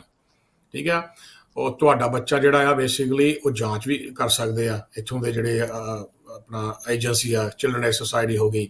ਆਪਾਂ ਨੂੰ ਲੱਗਦਾ ਹੈ ਕਿ I'm just here to visit, absolutely not. You're here to visit under the obligation of Immigration Act, right? Under the obligation, right? It's not a park ਨਹੀਂ ਹੈ ਕਿ ਜਿੱਦਾਂ ਫੋਰ ਐਗਜ਼ਾਮਪਲ ਆਪਣੇ ਮੁਲਕ 'ਚ ਹੁੰਦਾ ਵੀ ਤੁਸੀਂ ਉੱਥੇ ਟਹਿਲ ਲਿਆ। ਹਾਲਾਂਕਿ ਕਾਨੂੰਨ ਉੱਥੇ ਵੀ ਆ, ਪਰ ਉਹ ਇਨਫੋਰਸ ਉਸ ਤਰੀਕੇ ਨਹੀਂ ਕੀਤੇ ਜਾਂਦੇ by law enforcement agencies. Judiciary 'ਚ ਕਾਨੂੰਨ ਲਾਗੂ ਹੁੰਦੇ ਆ, ਲਾਅ ਇਨਫੋਰਸਮੈਂਟ ਏਜੰਸੀ ਜਿਹੜੀਆਂ ਉਹ ਇੰਨੀਆਂ ਉੱਥੇ ਭਾਰਤ 'ਚ ਪ੍ਰੋਐਕਟਿਵ ਤੇ ਐਕਟਿਵ ਨਹੀਂ ਹੈ। ਦੂਸਰੀ ਗੱਲ ਤੁਸੀਂ ਕਹੀ ਹੈ ਕਿ ਹਸਬੈਂਡ ਵਾਈਫ 'ਚ ਜਿਹੜਾ ਡਿਸਪਿਊਟ ਹੋ ਜਾਏ, ਜੇ ਸਾਬਤ ਹੋ ਗਿਆ ਜਾਂ ਕੈਮਰੇ 'ਚ ਕੋਈ ਚੀਜ਼ ਆ ਗਈ, ਉਹਦੇ 'ਚ ਅਸੌਲਟ ਵੀ ਚਾਰਜ ਹੋ ਸਕਦਾ ਆ। Basically could be assault with weapon, right? Assault causing bodily harm, right? Threatening ਹੋ ਸਕਦਾ। ਜੋ ਵੀ ਸਿਚੁਏਸ਼ਨ ਉੱਥੋਂ ਦੀ ਹੋਈ, ਰਾਈਟ, ਯੈਸ, ਉਹ ਚਾਰਜ ਹੋਣਗੇ ਅੰਡਰ ਦੀ ਕੈਨੇਡੀਅਨ ਕ੍ਰਿਮੀਨਲ ਕੋਡ ਦੇ ਆਧਾਰ ਤੇ ਜੀ। ਸੋ ਇਸੇ ਤਰ੍ਹਾਂ ਜੇ ਅਸੀਂ ਜਿਹੜੀ ਦੂਸਰੀ ਆਦਤ ਹੁੰਦੀ ਆ, ਕਈ ਵਾਰੀ ਕੋਈ ਆਦਤ ਆ ਤੁਰੇ ਜਾਂਦੇ, ਤੁਸੀਂ ਲੈਟਸ ਸੇ ਕੋਈ ਫਾਸਟ ਫੂਡ ਤੋਂ ਕੋਈ ਆਪਣਾ ਮੀਲ ਲਿਆ, ਉਹਦੇ ਨਾਲ ਤੁਹਾਨੂੰ ਡਰਿੰਕ ਮਿਲਿਆ ਤੇ ਤੁਰੇ ਜਾਂਦੇ ਉਹ ਸੜਕ ਤੇ ਸੁੱਟਦਾ ਹੈ ਨਾ, ਜਾਂ ਕੋਈ ਆਪਣਾ ਕੋਈ ਤੁਸੀਂ ਖਾ ਰਹੇ ਹੋ, ਕੋਈ ਰੈਪ ਖਾ ਰਹੇ ਹੋ, 버ਗਰ ਖਾ ਰਹੇ ਹੋ, ਉਹਦਾ ਰੈਪਰ ਸਿੱਟਤਾ ਤੇ ਬੰਦੇ ਨੂੰ ਇਹ ਲੱਗੇ ਵੀ ਮੈਂ ਤਾਂ ਇੱਥੇ ਘੁੰਮਣ ਹੀ ਆਇਆ ਮਹੀਨੇ ਕੁ ਲਈ, ਉਹਦੇ ਕੀ ਕਨਸੀਕੁਐਂਸਿਸ ਹੋ ਸਕਦੇ ਆ? ਦੇਖੋ, ਲਿਟਰਿੰਗ ਵਿੱਚ ਆਉਂਦਾ ਹੈ। ਲਿਟਰਿੰਗ ਦੇ ਵਿੱਚ ਉਹਦੇ ਫਾਈਨ ਨੇ। ਬਾਈ ਲਾਅ ਆਫਿਸਰ ਜਿਹੜਾ ਆ ਉਹਨੂੰ ਫਾਈਨ ਕਰ ਸਕਦਾ। ਫੋਰ ਐਗਜ਼ਾਮਪਲ, ਜੇ ਕਿਸੇ ਨੇ ਰਿਪੋਰਟ ਕਰਤੀ, ਤੁਹਾਡੀ ਤਸਵੀਰ ਜਿਹੜੀ ਸ਼ੇਅਰ ਹੋ ਗਈ, ਦੇਖੋ ਇਹ ਸਾਰੀ ਚੀਜ਼ਾਂ ਦੇ ਕਨਸੀਕੁਐਂਸਿਸ ਅੱਜ ਦੇ ਸਮੇਂ 'ਚ ਜ਼ਿਆਦਾ ਨੇ। ਇਹਦੇ 'ਚ ਕੀ ਹੋਣਾ ਮੇਨਲੀ, ਅੱਜ ਕੱਲ੍ਹ ਦੇਖੋ, ਅੱਜ ਕੱਲ੍ਹ ਸੋਸ਼ਲ ਮੀਡੀਆ ਦਾ ਯੁੱਗ ਆ। ਅੱਜ ਕੱਲ੍ਹ ਟਿਕਟੌਕ ਬਹੁਤ ਪ੍ਰਚਲਿਤ ਆ, ਤੇ ਅੱਜ ਕੱਲ੍ਹ ਸੇਵਾ ਕੀਤੀ ਭਾਵਨਾ ਦੇ ਨਾਲ ਕੰਮ ਕੀਤਾ ਉਹ ਕਦੇ ਵੀ ਸ਼ੇਅਰ ਨਹੀਂ ਹੁੰਦਾ ਦੂਸਰੀ ਕਮਿਊਨਿਟੀਆਂ ਦੇ ਵੱਲੋਂ ਸਾਡੇ ਵਾਸਤੇ। ਪਰ ਸਾਡਾ ਕੋਈ ਇਹੋ ਜਿਹਾ ਐਕਸ਼ਨ ਜਿਹੜਾ ਪਬਲਿਕ 'ਚ ਆ, ਉਹਨਾਂ ਨੇ ਰਾਈਟ ਅਵੇ ਹੀ ਉਹਦੀ ਫੁਟੇਜ ਬਣਾਉਣੀ ਆ। ਤੁਸੀਂ ਦੇਖਦੇ ਰਹਿੰਦੇ ਹੋ, ਕਿਸੇ ਨੇ ਜਿਹੜਾ ਰੈਪਰ ਜਾਂ ਖਾਣਾ ਖਾ ਕੇ ਉਹ ਉੱਥੇ ਸੁੱਟਤਾ, ਉਹਦੇ ਟਾਸ ਕਰਨ ਦੀ ਕੋਸ਼ਿਸ਼ ਕਰਦੇ ਆ, ਰਾਈਟ, ਇਨਟੂ ਦ ਬਿਨ। ਜੇ ਪੈ ਗਿਆ ਤੇ ਪੈ ਗਿਆ, ਨਹੀਂ ਤੇ ਨਾ ਸਹੀ, ਰਾਈਟ। ਸਮ ਟਾਈਮ ਅਸੀਂ ਕਰਦੇ ਆ ਕੈਂਡੀ ਰੈਪਰ ਜਿਹੜਾ ਹੁੰਦਾ ਉਹਨੂੰ ਮਲ ਕੇ ਤੇ ਅਸੀਂ ਸੜਕ ਤੇ ਸੁੱਟ ਦਿੰਦੇ ਆ ਜੀ। ਇਹ ਗੱਲ ਤਾਂ ਸੋਚਣ ਵਾਲੀ ਆ ਕਿ ਇਹ ਜਿਹੜੀਆਂ ਚੀਜ਼ਾਂ ਨੇ ਨਾ, ਇਹ ਮੋਰਲੀ ਨਾ ਤੁਹਾਡਾ ਕਰੈਕਟਰ ਤੈਅ ਕਰਦੀਆਂ ਆ। ਇੱਕ ਸਵਾਲ ਆ, ਤੁਸੀਂ ਜਿਸ ਕੰਟਰੀ 'ਚ ਘੁੰਮਣ ਆਏ ਹੋ, ਜਿੱਥੇ ਰਹਿ ਰਹੇ ਹੋ, ਜਿਹੜੀ ਤੁਹਾਨੂੰ ਸੇਵਾਵਾਂ ਦੇ ਰਹੀ ਆ, ਕੰਮ ਦੇ ਰਹੀ ਹੈ, ਰਿਜ਼ਕ ਦੇ ਰਹੀ ਹੈ, ਭਵਿੱਖ ਦੇ ਰਹੀ ਆ, ਤੁਹਾਡਾ ਉਸ ਕੰਟਰੀ ਦੇ ਪ੍ਰਤੀ ਕੀ ਰਿਸਪੈਕਟ ਹੈ, ਕੀ ਆਦਰ ਆ ਤੇ ਕੀ ਜ਼ਿੰਮੇਵਾਰੀ ਹੈ, ਇਹ ਤੁਹਾਡਾ ਕਰੈਕਟਰ ਤੈਅ ਕਰਦੀ ਹੈ। ਫਿਰ ਇਹਦਾ ਮਤਲਬ ਤੁਸੀਂ ਇਹੋ ਹੀ ਕੰਮ ਘਰੇ ਵੀ ਕਰਦੇ ਹੋਵੋਗੇ।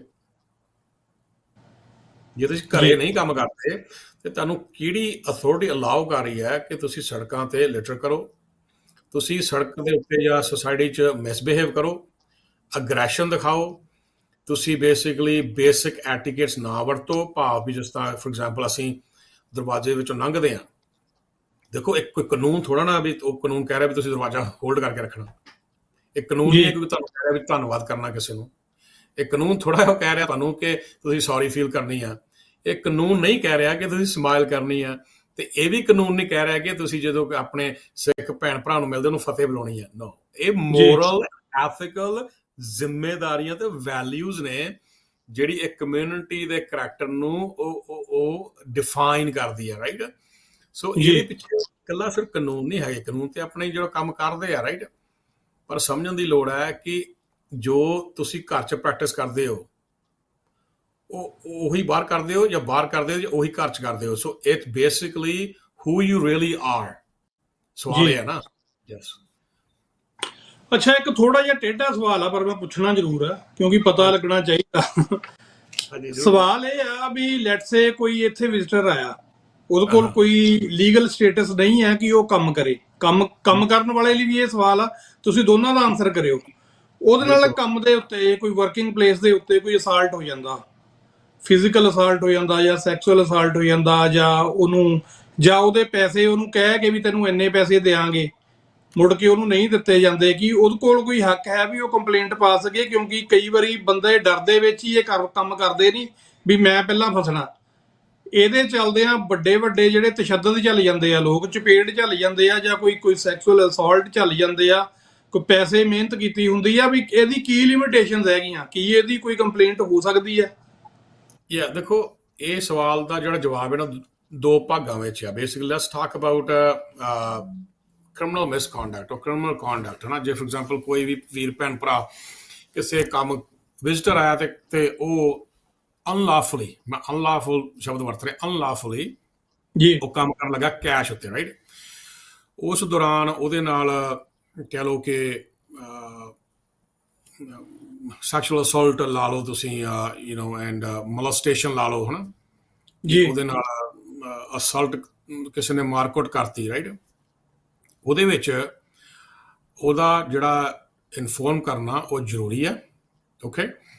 ਉਹਦੀ ਡਿਊਟੀ ਹੈ, ਕਿਉਂਕਿ ਉਹਦਾ ਰੀਜ਼ਨ, ਉਹਦਾ ਜਿਹੜਾ ਇਸ਼ੂ ਹੈ ਨਾ, ਕਿਉਂਕਿ ਉਹਦਾ ਜਿਹੜਾ ਟਰਾਮਾ ਨਾ ਉਹ ਲਾਈਫ ਟਾਈਮ ਲਈ ਉਹਦੇ ਉੱਤੇ ਰਹਿਣਾ ਆ ਜੀ। ਕਿ ਉਹ ਇਨਸਾਨ ਅਪਰੈਸਡ ਰਹੂਗਾ ਹਮੇਸ਼ਾ।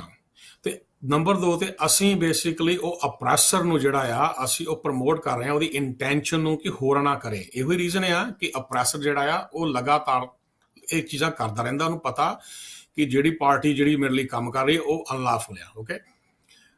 ਨੰਬਰ 2, ਹੁਣ ਤੁਸੀਂ ਗੱਲ ਕਹੀ ਹੈ ਕਿ ਰਿਪੋਰਟ ਕਰਨਾ ਜਾਂ ਲਿਮਿਟੇਸ਼ਨ ਪੀਰੀਅਡ, ਜਿਹੜਾ ਦੇਖੋ ਜੇ ਤਾਂ ਵਿਜ਼ਿਟਰ ਆਇਆ ਆ ਉਹ 6 ਮਹੀਨੇ ਲਈ ਆਇਆ ਨਾ, ਵਾਪਸ ਚੱਲ ਜਾਣਾ, ਰਾਈਟ ਜੀ। ਸੋ ਫੋਰ ਐਗਜ਼ਾਮਪਲ ਉਹ ਜੇ ਆਪਣੇ ਮੁਲਕ ਵਾਪਸ ਵੀ ਚਲੇ ਗਿਆ, ਉੱਥੇ ਬੈਠ ਕੇ ਵੀ ਉਹ ਰਿਪੋਰਟ ਕਰ ਸਕਦਾ ਆ ਜੀ, ਰਾਈਟ। ਉਹ ਰਿਪੋਰਟ ਕਰ ਸਕਦਾ ਕਿ ਇਸ ਦੌਰਾਨ ਮੇਰੇ ਨਾਲ ਇਹ ਚੀਜ਼ ਹੋਈ ਸੀਗੀ।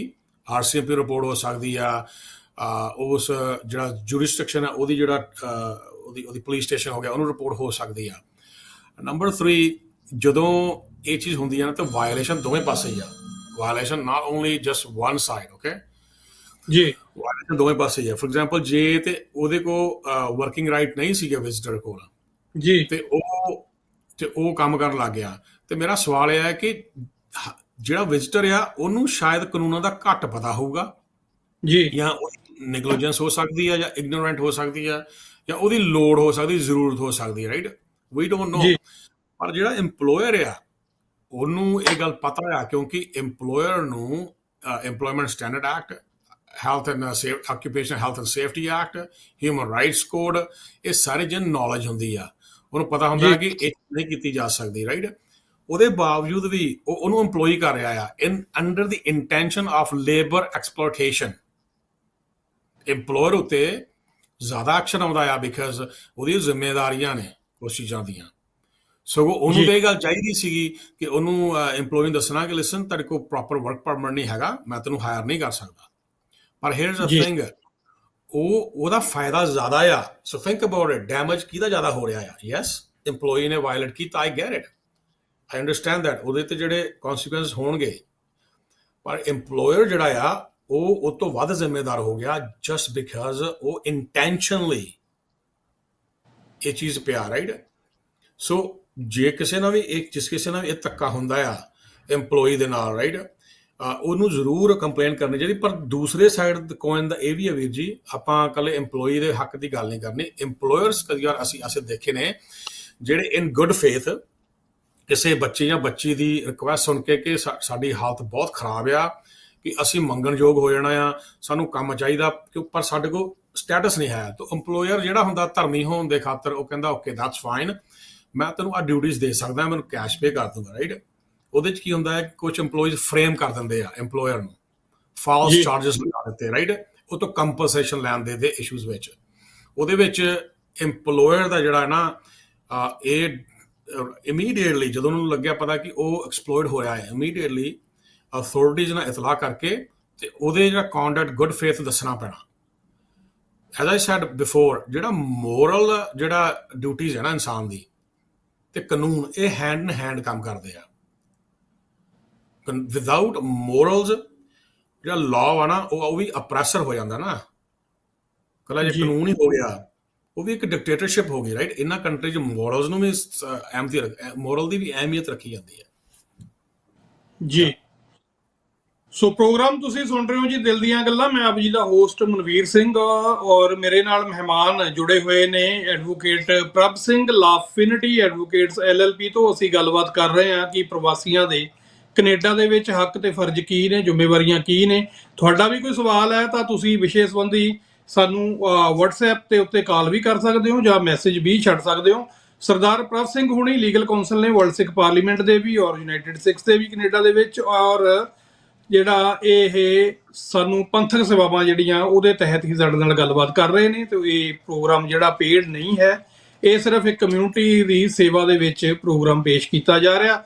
ਪ੍ਰੋਗਰਾਮ ਨੂੰ ਤੁਸੀਂ ਸਪਾਂਸਰ ਕਰਨਾ ਤੇ ਤੁਸੀਂ 514 476 84 84 ਤੇ ਸਾਨੂੰ ਕਾਲ ਕਰ ਸਕਦੇ ਹੋ ਜਾਂ ਮੈਸੇਜ ਕਰ ਸਕਦੇ ਹੋ। WhatsApp ਤੇ ਕਾਲ ਕੀਤੀ ਜਾ ਸਕਦੀ ਹੈ।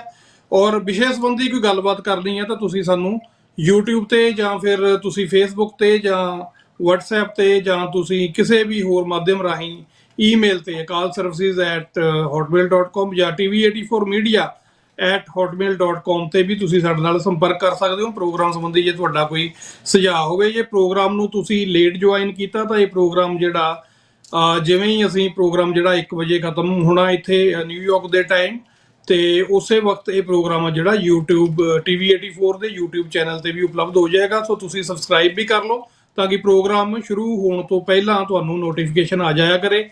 ਔਰ ਇਹ ਪ੍ਰੋਗਰਾਮ ਤੁਸੀਂ ਮੰਡੇ ਟੂ ਫਰਾਈਡੇ ਜਿਹੜਾ ਸਾਡੇ TV84 ਦੇ ਮੰਚ ਤੋਂ ਵੇਖਦੇ ਹੋ। ਔਰ ਹਰੇਕ ਦਿਨ ਸਾਡੇ ਨਾਲ ਵੱਖਰੇ ਮਹਿਮਾਨ ਹੁੰਦੇ ਨੇ, ਵੱਖਰੇ ਇਸ਼ੂਜ਼ ਹੁੰਦੇ ਨੇ। ਸੋ ਅੱਜ ਸਾਡੀ ਗੱਲਬਾਤ ਆ ਜਿਹੜੀ ਪ੍ਰਭ ਸਿੰਘ ਹੁਣਾਂ ਦੇ ਨਾਲ ਚੱਲ ਰਹੀ ਆ। ਪ੍ਰਭ ਸਿੰਘ ਹੁਣੀ ਇਹ ਵਲੰਟੀਅਰਲੀ ਸਾਡੇ ਨਾਲ ਹਰ ਬੁੱਧਵਾਰ ਜਿਹੜਾ ਕਾਨੂੰਨੀ ਨੁਕਤਿਆਂ ਦੇ ਉੱਤੇ ਜਿਹੜੀ ਆ ਉਹ ਗੱਲਬਾਤ ਕਰਦੇ ਨੇ, ਸਾਨੂੰ ਜਿਹੜੀ ਆ ਉਹ ਐਡਵਾਈਸ ਕਰਦੇ ਨੇ। ਬਟ ਇਹ ਅਸੀਂ ਰეკਮੈਂਡ ਨਹੀਂ ਕਰਦੇ ਕਿਉਂਕਿ ਇਹ ਜਿਹੜੀ ਆ ਲੀਗਲ ਐਡਵਾਈਸ ਨਹੀਂ ਹੈ। ਇਹਨਾਂ ਦੀਆਂ ਜਿਹੜੀਆਂ ਐਕਸਪਰਟਿਜ਼ ਨੇ ਵਿਸ਼ਿਆਂ ਦੇ ਉੱਤੇ, ਉਹਦੇ ਉਸ ਬੇਸ ਦੇ ਉੱਤੇ ਅਸੀਂ ਇੱਕ ਜਨਰਲ ਗੱਲਬਾਤ ਆ ਜਿਹੜੀ ਜਿਹੜੇ ਸਾਨੂੰ ਰੋਜ਼ ਪੇਸ਼ ਆਉਣ ਵਾਲੇ ਮੁੱਦੇ ਆ ਉਹਨਾਂ ਦੇ ਉੱਤੇ ਇੱਕ ਇਹ ਜਨਰਲ ਟਾਕ ਆ ਕਿ ਅਸੀਂ ਅਵੇਅਰ ਹੋ ਸਕੀਏ। ਸੋ ਇਹ ਜਿਹੜਾ ਸਾਡਾ ਹੈਗਾ, ਤੇ ਤੁਸੀਂ ਇਸ ਪ੍ਰੋਗਰਾਮ ਨੂੰ ਲਾਈਕ ਵੀ ਕਰਦੇ ਹੋ ਤੇ ਇਹਨੂੰ ਸ਼ੇਅਰ ਵੀ ਕਰਦੇ ਹੋ। ਸੋ ਚੱਲਦੇ ਪ੍ਰੋਗਰਾਮ ਨੂੰ ਵੀ ਸ਼ੇਅਰ ਜ਼ਰੂਰ ਕਰਿਆ ਕਰੋ ਤਾਂ ਕਿ ਇਹ ਜਿਹੜੀ ਵਡਮੁੱਲੀ ਇਨਫੋਰਮੇਸ਼ਨ ਆ ਇਹ ਵੱਧ ਤੋਂ ਵੱਧ ਲੋਕਾਂ ਤੱਕ ਪਹੁੰਚ ਸਕੇ। ਤੇ ਪ੍ਰਭ ਸਿੰਘ ਜੀ, ਅਗਲੀ ਗੱਲਬਾਤ ਆ ਜਿਹੜੀ ਉਹ ਆਪਾਂ ਕਰਨੀ ਹੈ, ਇੱਥੇ ਤੱਕ ਤਾਂ ਆਪਾਂ ਇਹ ਕਰ ਲਏ ਹੱਕ ਹਕੂਕਾਂ ਦੀ ਗੱਲ, ਫਰਜ਼ਾਂ ਦੀ ਗੱਲ। ਅੱਛਾ, ਇੱਕ ਹੋਰ ਇਸ਼ੂ ਹੈ ਜਿਵੇਂ ਕੈਨੇਡਾ ਦੇ ਵਿੱਚ ਜਿਹੜਾ ਟਰਾਂਸਨੈਸ਼ਨਲ ਰਿਪਰੈਸ਼ਨ ਹੋ ਰਿਹਾ ਲੰਮੇ ਸਮੇਂ ਤੋਂ। ਵੈਸੇ ਇਹਦੇ ਲਈ ਆਪਾਂ ਵੱਖਰਾ ਪ੍ਰੋਗਰਾਮ ਵੀ ਕਰਾਂਗੇ, ਬਿਲਕੁਲ। ਬਟ ਉਚੇਚੇ ਤੌਰ ਤੇ ਜਦੋਂ ਅਸੀਂ ਇਮੀਗ੍ਰੈਂਟਸ ਦੀ ਗੱਲ ਕਰਦੇ ਹਾਂ, ਜੇ ਉਸ ਇਮੀਗ੍ਰੈਂਟ ਨੂੰ ਜੇ ਉਹਦੇ ਵਿਚਾਰਾਂ ਦੀ ਆਜ਼ਾਦੀ ਕਰਕੇ ਕੋਈ ਧਮਕਾਉਂਦਾ ਹੈ, ਕੋਈ ਉਹਨੂੰ ਸਿਰਫ ਇਸ ਲਈ ਵੀ ਤੇਰੇ ਕੋਲ ਕੋਈ ਸਟੇਟਸ ਹੈ ਨਹੀਂ, ਜਾਂ ਤੂੰ ਰਿਫਿਊਜੀ ਆ ਜਾਂ ਤੂੰ ਸਟੂਡੈਂਟ ਆ, ਤੇ ਤੂੰ ਇਸ ਗੱਲ ਦੇ ਉੱਤੇ ਆਪਣਾ ਜਿਹੜਾ ਉਹ ਨਹੀਂ ਬੋਲ ਸਕਦਾ, ਅਸੀਂ ਤੇਰੀ ਕੰਪਲੇਂਟ ਕਰ ਦਿਆਂਗੇ, ਅਸੀਂ ਤੈਨੂੰ ਵਕੀਲ ਦੀ ਚਿੱਠੀ ਪਾ ਦਿਆਂਗੇ, ਜਾਂ ਕੋਈ ਜਿਵੇਂ ਕੋਈ ਪ੍ਰੋਗਰਾਮ ਆਪਣਾ ਚੱਲਦਾ ਉਹਦੇ 'ਚ ਕੋਈ ਐਜ਼ ਏ ਕਾਲਰ ਆ ਕੇ ਉਹ ਵੀ ਆਪਣੀ ਗੱਲ ਰੱਖ ਦੇਵੇ, ਤੇ ਉਹਨੂੰ ਕੋਈ ਕੋਈ ਧਮਕੀ ਆ ਜਾਂਦੀ, ਵਕੀਲ ਦੀ ਕੋਈ ਚਿੱਠੀ ਆ ਜਾਂਦੀ ਵੀ ਤੂੰ ਤਾਂ ਕਾਲ ਵੀ ਨਹੀਂ ਸੀ ਪ੍ਰੋਗਰਾਮ ਦੇ ਵਿੱਚ ਕਰ ਸਕਦਾ, ਤੇ ਅਜਿਹੀ ਸੂਰਤ ਦੇ ਵਿੱਚ ਕੀ ਕਰਨਾ ਚਾਹੀਦਾ? ਕੀ ਇਹ ਰਿਸਟ੍ਰਿਕਟਡ ਹੈ? ਦੇਖੋ, ਜਿਹੜਾ ਟ੍ਰਾਂਸਨੈਸ਼ਨਲ ਓਪਰੇਸ਼ਨ, ਮੈਂ ਇਹ ਵੀ ਦੋ ਭਾਗਾਂ ਦਾ ਹੀ ਸਵਾਲ ਜਵਾਬ ਹੋ ਗਿਆ ਕਿ ਜਿਹੜਾ ਟ੍ਰਾਂਸਨੈਸ਼ਨਲ ਓਪਰੇਸ਼ਨ ਹੈ ਨਾ, ਉਹਦਾ ਬੇਸਿਕਲੀ ਜੀ ਜਿਹੜਾ ਤਲਕ ਹੈ ਨਾ, ਉਹ ਐਕਸ਼ਨ ਬਾਏ ਅ ਫੋਰਨ ਗਵਰਨਮੈਂਟ, ਰਾਈਟ, ਜੀ ਉਹ ਨਿਰਧਾਰਿਤ ਕਰਦੇ ਆ। ਹੁਣ ਜਿਹੜੇ ਉਹਦੇ ਐਕਸ਼ਨ ਨੇ, ਚਾਹੇ ਉਹ ਇਨਫਲੂਐਂਸਡ ਹੋਣ ਕਿਸੇ ਮੁਲਕ ਦੇ ਵਿੱਚ ਜਾਂ ਥਰੂ ਅ ਥਰਡ ਪਾਰਟੀ, ਉਸਦੀ ਜਿਹੜੀ ਆਵਾਜ਼ ਨੂੰ ਦਬਾਉਣ ਵਾਸਤੇ, ਉਹ ਤਾਂ ਉਹਨੂੰ ਜੀ ਟ੍ਰਾਂਸਨੈਸ਼ਨਲ ਓਪਰੇਸ਼ਨ ਕਹਿੰਦੇ ਆ, ਉਹਦੀ ਆਵਾਜ਼ ਦਬਾਈ ਜਾਂਦੀ ਹੈ। ਤੇ ਜੀ ਜਿਹੜਾ ਤੁਹਾਡੇ ਸਵਾਲ ਦਾ ਮੇਨ ਜਵਾਬ ਹੈ ਉਹ ਇਹ ਹੈ ਕਿ ਦੇਖੋ, ਮੈਂ ਜਦੋਂ ਗੱਲ ਕੀਤੀ ਨਾ, under charter rights and freedom, charter rights and freedom ਜਿਹੜੇ ਆ, ਇਟਸ ਅ ਫੈਡਰਲ, ਇਹ ਕੋਈ ਪ੍ਰੋਵਿੰਸ਼ੀਅਲ ਜੁਰਿਸਡਿਕਸ਼ਨ ਦਾ ਨਹੀਂ ਹੈਗਾ, ਇਹ ਪੂਰੇ ਕੈਨੇਡਾ ਤੇ ਲਾਗੂ ਹੁੰਦਾ। ਚਾਹੇ ਉਹ, ਜੀ ਆਈ ਅੰਡਰਸਟੈਂਡ ਕੁਬੈਕ ਵਿੱਚ ਸਿਵਲ ਕੋਡ ਜਿਹੜਾ ਚੱਲਦਾ ਆ, ਆਈ ਟੋਟਲੀ ਗੈਟ ਇਟ, ਪਰ ਈਵਨ ਅੰਡਰ ਸਿਵਲ ਕੋਡ ਉਹਦੇ 'ਚ ਵੀ ਜਿਹੜਾ ਦੇਖੋ ਹੱਕਾਂ ਦੀ ਗੱਲ ਕੀਤੀ ਗਈ ਹੈ ਕਿ ਜਿਹੜਾ freedom of speech, freedom of expression ਸਭ ਤੋਂ ਵੱਡੀ ਗੱਲ ਆ। ਤੇ ਉਸ ਤੋਂ ਉੱਪਰ ਹੁੰਦਾ ਹੈ ਫੇਅਰ ਕਾਮੈਂਟ। ਫੇਅਰ ਕਾਮੈਂਟ ਜਿਹੜਾ ਆ, ਜੀ ਬੇਸਿਕਲੀ ਜਿਹੜੀ ਚੀਜ਼ ਸਹੀ ਆ ਤੁਸੀਂ ਉਹਦੇ ਤੇ ਜਵਾਬ ਦੇ ਸਕਦੇ ਹੋ ਤੇ ਉਹਨੂੰ ਰੀਬਟਲ ਵੀ ਕਰ ਸਕਦੇ ਹੋ। ਜੇ ਫੋਰ ਐਗਜ਼ਾਮਪਲ ਕੋਈ ਵੀਰ ਭੈਣ ਭਰਾ ਉੱਥੋਂ ਭਾਰਤ 'ਚੋਂ ਆਇਆ ਆ, ਤੇ ਉਹਨੇ ਦੇਖਿਆ ਕਿ ਇੱਥੇ ਆਪਣੀ ਕਮਿਊਨਿਟੀ ਨਾਲ ਬਹੁਤ ਧੱਕਾ ਹੋ ਰਿਹਾ ਨਾ, ਤੇ ਉਹਨੇ ਜੀ ਇਸ ਚੀਜ਼ ਦੀ ਗੱਲ ਕੀਤੀ। ਫੋਰ ਐਗਜ਼ਾਮਪਲ ਜਿੱਦਾਂ ਤੁਸੀਂ ਕਿਹਾ ਹੈ ਕਿ ਕਿਸੇ ਰੇਡੀਓ ਸ਼ੋਅ 'ਚ ਕਾਲ ਕਰਨੀ ਜਾਂ ਫਿਰ ਈਵਨ ਲਾਈਕ ਪਬਲੀਕੇਸ਼ਨ ਕਰਨੀ, ਰਾਈਟ, ਜੇ ਅਗਰ ਤੇ ਉਹਦੀ ਜਿਹੜੀ ਕਮੈਂਟ ਆ ਤੇ ਉਹਦੇ ਜਿਹੜੇ ਜਿਹੜੇ ਸਵਾਲ ਨੇ ਜਾਂ ਉਹਦਾ ਕਮੈਂਟ ਆ, ਉਹ ਗੁੱਡ ਫੇਥ ਅਤੇ ਆਪਣੀ ਕੌਮ ਦੀ ਐਵੋਕੇਸੀ ਵਾਸਤੇ ਆ, ਤੇ ਜਿਹੜੀ ਉਹਦੀ ਫਰੀडम ਆਫ ਸਪੀਚ ਆ, ਫਰੀडम ਆਫ ਐਕਸਪ੍ਰੈਸ਼ਨ ਆ, ਉਹ ਬੇਸਿਕਲੀ ਜਿਹੜਾ ਇਨਸ਼ਰਾਈਨ ਕਰ ਰਿਹਾ ਜਾਂ ਉਹ ਤਾਕਤ ਉੱਤੋਂ ਲੈ ਰਿਹਾ ਆ ਜਾਂ ਇਨਫਲੂਐਂਸ ਹੋ ਰਿਹਾ ਚਾਰਟਰ ਰਾਈਟਸ ਆਫ ਫਰੀडम ਤੋਂ, ਰਾਈਟ। ਜੀ ਆਪਾਂ ਦੇਖਣਾ ਹੈ ਕਿ ਅਸੀਂ ਕਿਸੇ ਦੀ ਆਵਾਜ਼ ਨਹੀਂ ਦਬਾਉਣੀ। ਫੋਰ ਐਗਜ਼ਾਮਪਲ ਕਿ ਜੇ ਅਸੀਂ ਕੋਈ ਕਾਲਰ ਨੇ ਕਾਲ ਕੀਤੀ ਤੇ ਉਹਨੇ ਕਿਸੇ ਨੂੰ ਥ੍ਰੈਟ ਕੀਤਾ, obviously ਜੀ through media or Facebook, that's a different story, ਉਹ ਚੀਜ਼ ਮੈਂ ਸਮਝ ਸਕਦਾ ਹਾਂ, ਪਰ basically providing a fair comment, advocacy ਤੇ ਆਪਣੀ ਜਿਹੜੇ ਮੇਨ ਇਸ਼ੂਜ਼ ਤੇ ਗੱਲ ਕਰਨੀ, ਜੀ ਉਹ ਬੇਸਿਕਲੀ ਉਹ ਇਨਸਾਨ ਜਿਹੜੇ ਆ ਉਹ ਪ੍ਰੋਟੈਕਟਡ ਨੇ under charter rights and freedom ਦੇ, freedom of expression, freedom of speech, freedom of religion, absolutely, and freedom of assembly as well, right, ਜਿਹੜੀ ਆਪਾਂ ਇਕੱਤਰਤਾ ਕਰਦੇ ਆ, ਜਿੱਦਾਂ ਆਪਾਂ ਤੁਸੀਂ ਮੇਨਲੀ ਉਸ ਨੂੰ ਲੀਡ ਕਰਦੇ ਹੋ, ਜਿਹੜਾ ਹਰ ਸਾਲ ਪਾਰਲੀਮੈਂਟ ਦੇ ਉੱਤੇ ਆਪਣਾ ਇੱਕ ਅਵੇਅਰਨੈਸ ਰੈਲੀ ਕੱਢੀ ਜਾਂਦੀ ਆ ਸਿੱਖ ਜੈਨੋਸਾਈਡ ਦੇ ਉੱਤੇ, ਰਾਈਟ। They're also in ਉਹ ਵੀ ਜਿਹੜਾ ਆ, it's protected by Canadian charter rights and freedom. ਇਹ ਚੀਜ਼ ਜਿਹੜੀ ਸਾਨੂੰ ਸਮਝਣ ਦੀ ਲੋੜ ਹੈ। So yes, everyone is protected under the law. ਜੀ ਕਿਉਂਕਿ ਟਰਾਂਸਨੈਸ਼ਨਲ ਰਿਪਰੈਸ਼ਨ ਦਾ ਹਵਾਲਾ ਮੈਂ ਇਸ ਲਈ ਦਿੱਤਾ ਕਿਉਂਕਿ ਜੇ ਸੰਬੰਧਿਤ ਈਵੈਂਟ ਜਿੱਥੇ ਗੱਲਬਾਤ ਹੋ ਰਹੀ ਆ ਉਹਦੇ 'ਚ ਫੋਰਨ ਗਵਰਨਮੈਂਟ ਦਾ ਕੋਈ ਉਸ ਸਟੇਟ ਦਾ ਪੁਰਜਾ ਸ਼ਾਮਲ ਹੋਵੇ ਔਰ ਉਹਦੇ ਉੱਤੇ ਕਿਸੇ ਬੰਦੇ ਨੇ ਕੋਈ ਆਪਣਾ ਵਿਚਾਰ ਜਿਹੜਾ ਪਬਲਿਕ ਪਲੇਟਫਾਰਮ ਤੇ ਰੱਖਤਾ, ਤੇ ਕੀ ਇਹ ਗੱਲ ਆ ਜਿਹੜੀ ਉਹਦੇ ਸਿਰਫ ਉਸ ਪਰਟੀਕੂਲਰ ਇਨਸੀਡੈਂਟ ਦੇ ਲਈ ਉਸ ਬੰਦੇ ਨੂੰ ਧਮਕੀਆਂ ਆਉਣ ਜਾਂ ਉਹਨੂੰ ਕੋਈ ਚਿੱਠੀਆਂ ਆਉਣ ਵੀ ਤੈਨੂੰ ਵਕੀਲਾਂ ਕੋ ਜਾਂ ਤੈਨੂੰ ਕੋਰਟ ਲੈ ਜਾਾਂਗੇ, ਜਿਹੜੀ ਆ ਉਹ ਸਾਡੇ ਨਾਲ ਤੂੰ ਜਿਹੜੀ ਆ ਉਹ ਮਿਸਕੰਡਕਟ ਕਰਤਾ ਜਾਂ ਉਹ ਡਿਫੋਰਮੇਸ਼ਨ ਕਰਤੀ, ਤੇ ਕੀ ਇਸ ਤਰ੍ਹਾਂ ਹੋ ਸਕਦਾ?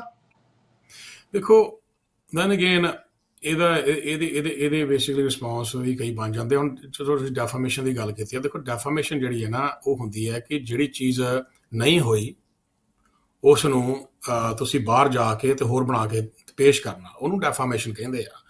ਫੋਰ ਐਗਜ਼ਾਮਪਲ ਜਿੱਦਾਂ ਹੁਣ ਨਿਊਜ਼ ਚੈਨਲ ਦੀ ਗੱਲ ਕਰਦੇ ਹਾਂ, ਟਰੰਪ ਨੇ ਇੱਕ ਆਰਡਰ ਜਾਰੀ ਕੀਤਾ, ਰਾਈਟ, ਉਹਦੇ 'ਚ ਆਰਡਰ ਸੀਗਾ, ਨਿਊਜ਼ ਚੈਨਲ ਨੇ ਆਪਣੇ ਹਿਸਾਬ ਦੇ ਨਾਲ ਉਹਨੂੰ ਵਧਾ ਚੜਾ ਕੇ ਜਾਂ ਘਟਾ ਕੇ ਕੁਛ ਨਿਊਜ਼ ਚੈਨਲ ਉਹਦੇ ਖਿਲਾਫ ਬੋਲੇ, ਕੁਛ ਨਿਊਜ਼ ਚੈਨਲ ਉਹਦੇ ਹੱਕ 'ਚ ਬੋਲੇ, ਰਾਈਟ ਜੀ।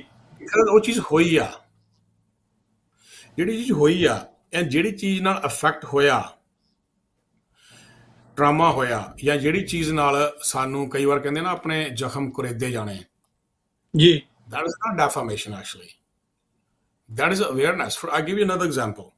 ਹੁਣ ਆਪਾਂ ਜੇ ਟਰਾਮੇ ਦੀ ਗੱਲ ਕਰਦੇ ਹਾਂ, ਚਲੋ ਆਪਾਂ ਸਿੱਖ ਹਿਊਮਨ ਰਾਈਟਸ ਵਾਇਲੇਸ਼ਨ ਦੀ ਗੱਲ ਕਰ ਲੈਂਦੇ ਹਾਂ। ਜੀ अगर कोई भी ऐसी इंसिडेंट या ऐसा एपिसोड या इवेंट सानू बेसिकली ट्रामाटाइज करता है, सानू ये चीज़ याद करवाता है कि बेसिकली कि असी इत्थे साडी इत्थे भी साडा इत्थे भी हक नहीं आ बोलन दा। जी that is oppression, not defamation basically।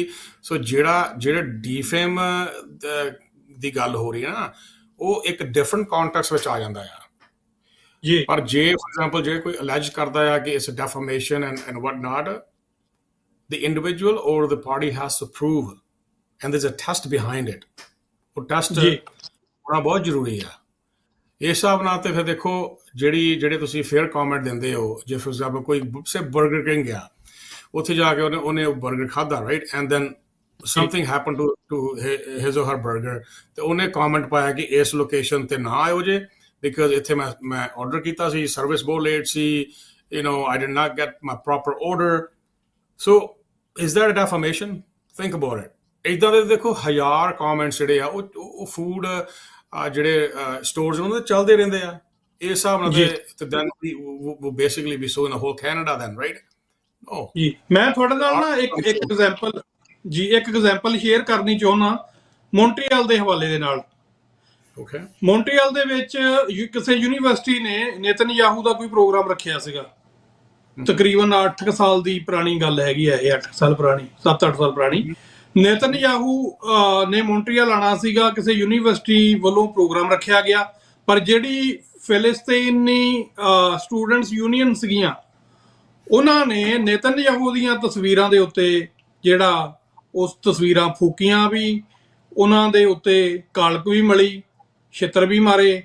Even ਦੋ ਜਿਹੜੇ ਉਸ ਨੇਤਨਯਾਹੂ ਨੂੰ ਇਨਵਾਈਟ ਕਰਨ ਵਾਲੇ ਸੀ, ਉਹਨਾਂ ਦੇ ਪੁਤਲੇ ਬਣਾ ਕੇ ਵੀ ਇੱਥੇ ਮੌਂਟਰੀਅਲ ਦੇ ਵਿੱਚ ਫੂਕੇ ਗਏ ਸੀ। ਇਹਦਾ ਮਤਲਬ ਇਹ ਆ ਵੀ ਉਹ ਕੋਈ ਇਲੀਗਲ ਸੀ ਜਾਂ ਉਹਨਾਂ ਦੇ ਐਕਸ਼ਨ ਤਾਂ ਕੋਈ ਨਹੀਂ ਹੋਇਆ, ਬਟ ਨੇਤਨਯਾਹੂ ਜਿਹੜਾ ਉਹ ਰੁਕ ਗਿਆ, ਉਹ ਨਹੀਂ ਆਇਆ ਇੱਥੇ ਫਿਰ। ਤੋ ਇਹ ਇੱਕ ਹੋਰ ਐਗਜ਼ਾਮਪਲ ਆ ਵੀ ਜਦੋਂ ਤੁਸੀਂ ਕੋਈ ਏਦਾਂ ਦਾ ਕੰਮ ਕਰਦੇ ਆ ਤਾਂ ਉਹਦੀ ਚਲੋ ਐਨੀਵੇ। ਸੋ ਮੈਂ ਤਾਂ ਸਿਰਫ ਐਗਜ਼ਾਮਪਲ ਹੀ ਜਿਹੜੀ ਆ ਉਹ ਦੇਣੀ ਸੀਗੀ। ਤੇ ਆਪਾਂ ਅੱਗੇ ਜਿਹੜੀ ਗੱਲਬਾਤ ਕਰਦੇ ਆ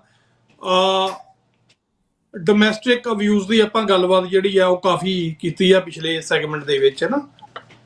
ਤੇ ਇਸ ਸੈਗਮੈਂਟ ਦੇ ਵਿੱਚ ਮੈਂ ਇੰਨੀ ਕੀ ਜਿਹੜੀ ਆ ਤੁਹਾਡੀ ਉਹ ਚਾਹੁੰਦਾ ਕਿ ਡੋਮੈਸਟਿਕ ਅਬਿਊਜ਼, ਇੱਕ ਤਾਂ ਜਿਹੜੀ ਆਪਾਂ ਗੱਲਬਾਤ ਕੀਤੀ ਸੀ ਉਹ ਸੀਗੀ ਜਿਹੜੇ ਲੋਕ ਇੱਥੇ ਸਥਾਈ ਤੌਰ ਤੇ ਜਾਂ ਅਸਥਾਈ ਤੌਰ ਤੇ ਰਹਿੰਦੇ ਆ। ਜੇ ਕੋਈ ਵਿਜ਼ਟਰ ਆਵੇ, ਉਹ ਕੋਈ ਇਸ ਤਰ੍ਹਾਂ ਦੀ ਗੱਲਬਾਤ ਹੁੰਦੀ ਆ, ਕੋਈ ਡੋਮੈਸਟਿਕ ਅਬਿਊਜ਼ ਹੁੰਦਾ, ਉਹਦੇ ਤੇ ਵੀ ਕੈਨੇਡੀਅਨ ਕਾਨੂੰਨ ਲਾਗੂ ਹੁੰਦੇ ਆ, ਕਿਉਂਕਿ ਉਹ ਇਹ ਨਹੀਂ ਕਹਿ ਸਕਦਾ ਵੀ ਮੈਂ ਤਾਂ ਹੁਣ ਮਹੀਨੇ ਲਈ ਆਇਆ ਜੀ, ਮੈਂ ਤਾਂ ਚਲਾ ਜਾਣਾ, ਤੇ ਸਾਡੇ ਤਾਂ ਉੱਥੇ ਇਦਾਂ ਚੱਲਦਾ ਆ।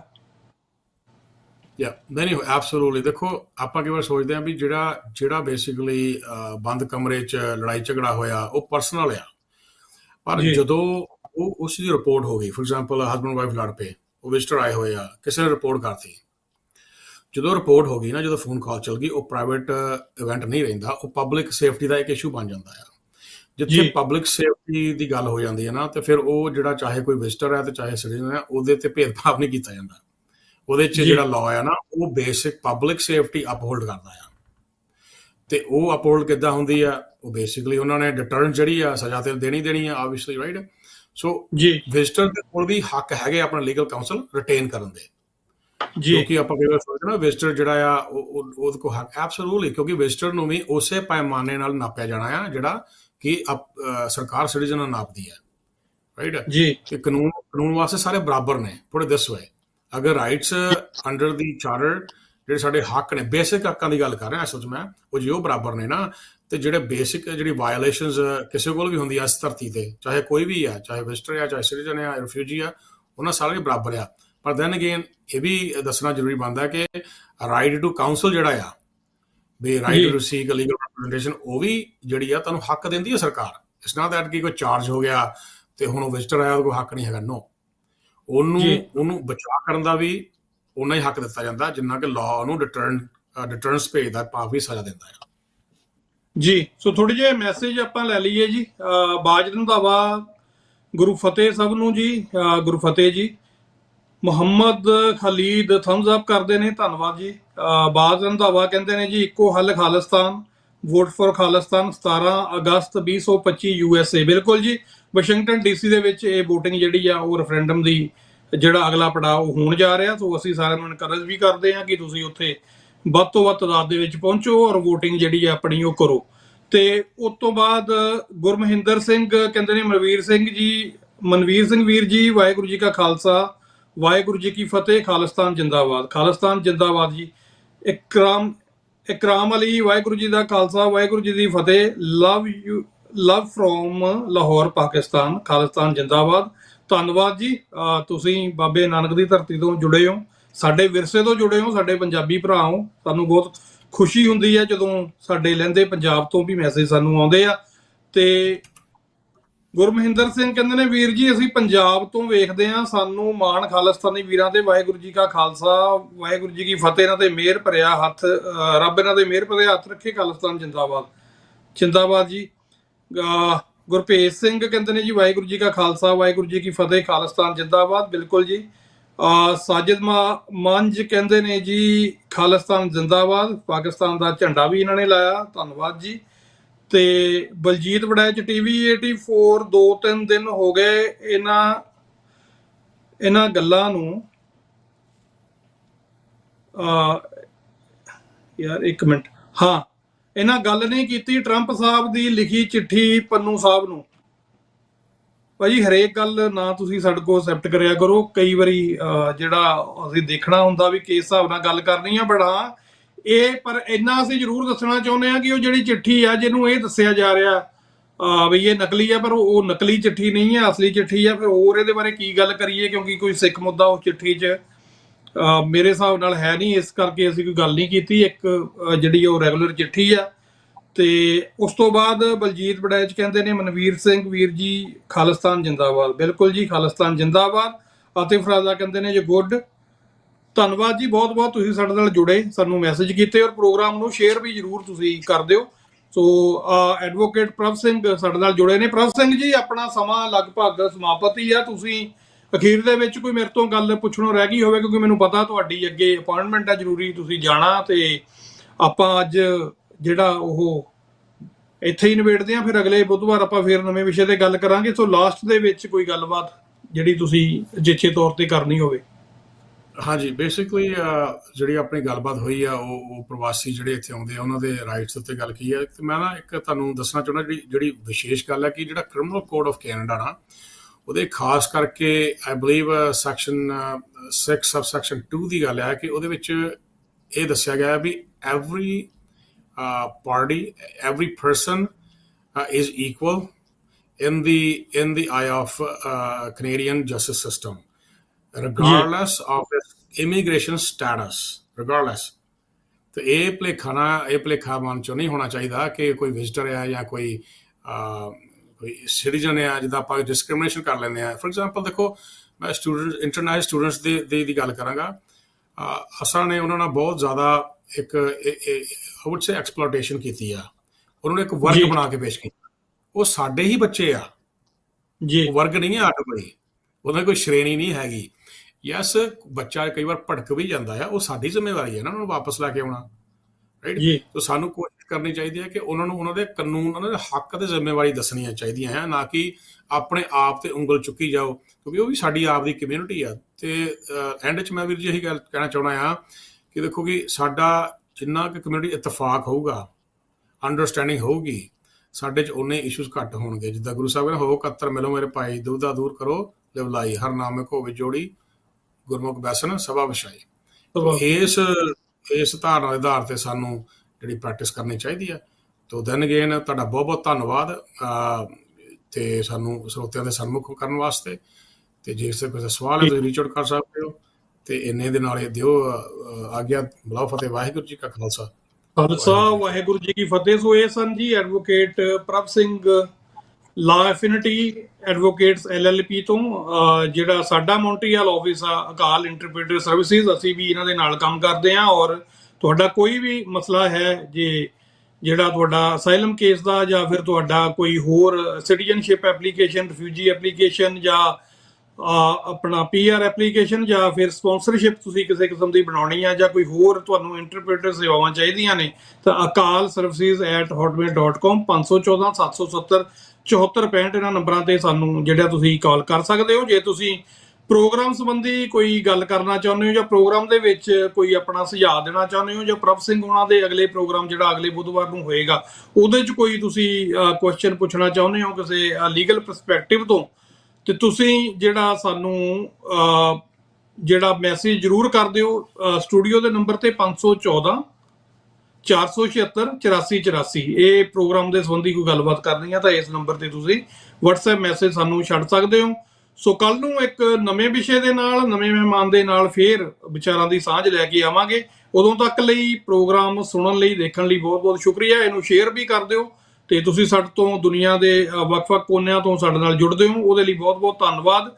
ਵਾਹਿਗੁਰੂ ਨੇ, ਪ੍ਰਮਾਤਮਾ ਨੇ, ਅਕਾਲ ਪੁਰਖ ਨੇ ਸਵਾਸਾਂ ਦੀ ਜਿਹੜੀ ਲੜੀ ਆ ਜੇ ਇਸੇ ਤਰ੍ਹਾਂ ਚੱਲਦੀ ਰੱਖੀ, ਆਪਣੇ ਪੈਰਾਂ ਤੇ ਖਲੋਣ ਦਾ ਬਲ ਬਖਸ਼ਿਆ ਤਾਂ ਕੱਲ ਨੂੰ ਇੱਕ ਵਾਰ ਫੇਰ ਨਿਊਯਾਰਕ ਟਾਈਮ 12 ਵਜੇ ਔਰ ਖਾਲਿਸਤਾਨ ਟਾਈਮ ਰਾਤ ਨੂੰ 9:30 ਵਜੇ ਫੇਰ ਇੱਕ ਵਿਸ਼ੇ ਦੇ ਨਾਲ ਨਵੇਂ ਮਹਿਮਾਨ ਦੇ ਨਾਲ ਆਪ ਜੀ ਦੇ ਨਾਲ ਵਿਚਾਰਾਂ ਦੀ ਸਾਂਝ ਪਾਵਾਂਗੇ। ਉਦੋਂ ਤੱਕ ਦੀ ਦਿਓ ਇਜਾਜ਼ਤ। ਵਾਹਿਗੁਰੂ ਜੀ ਕਾ ਖਾਲਸਾ, ਵਾਹਿਗੁਰੂ ਜੀ ਕੀ ਫਤਿਹ ਜੀ।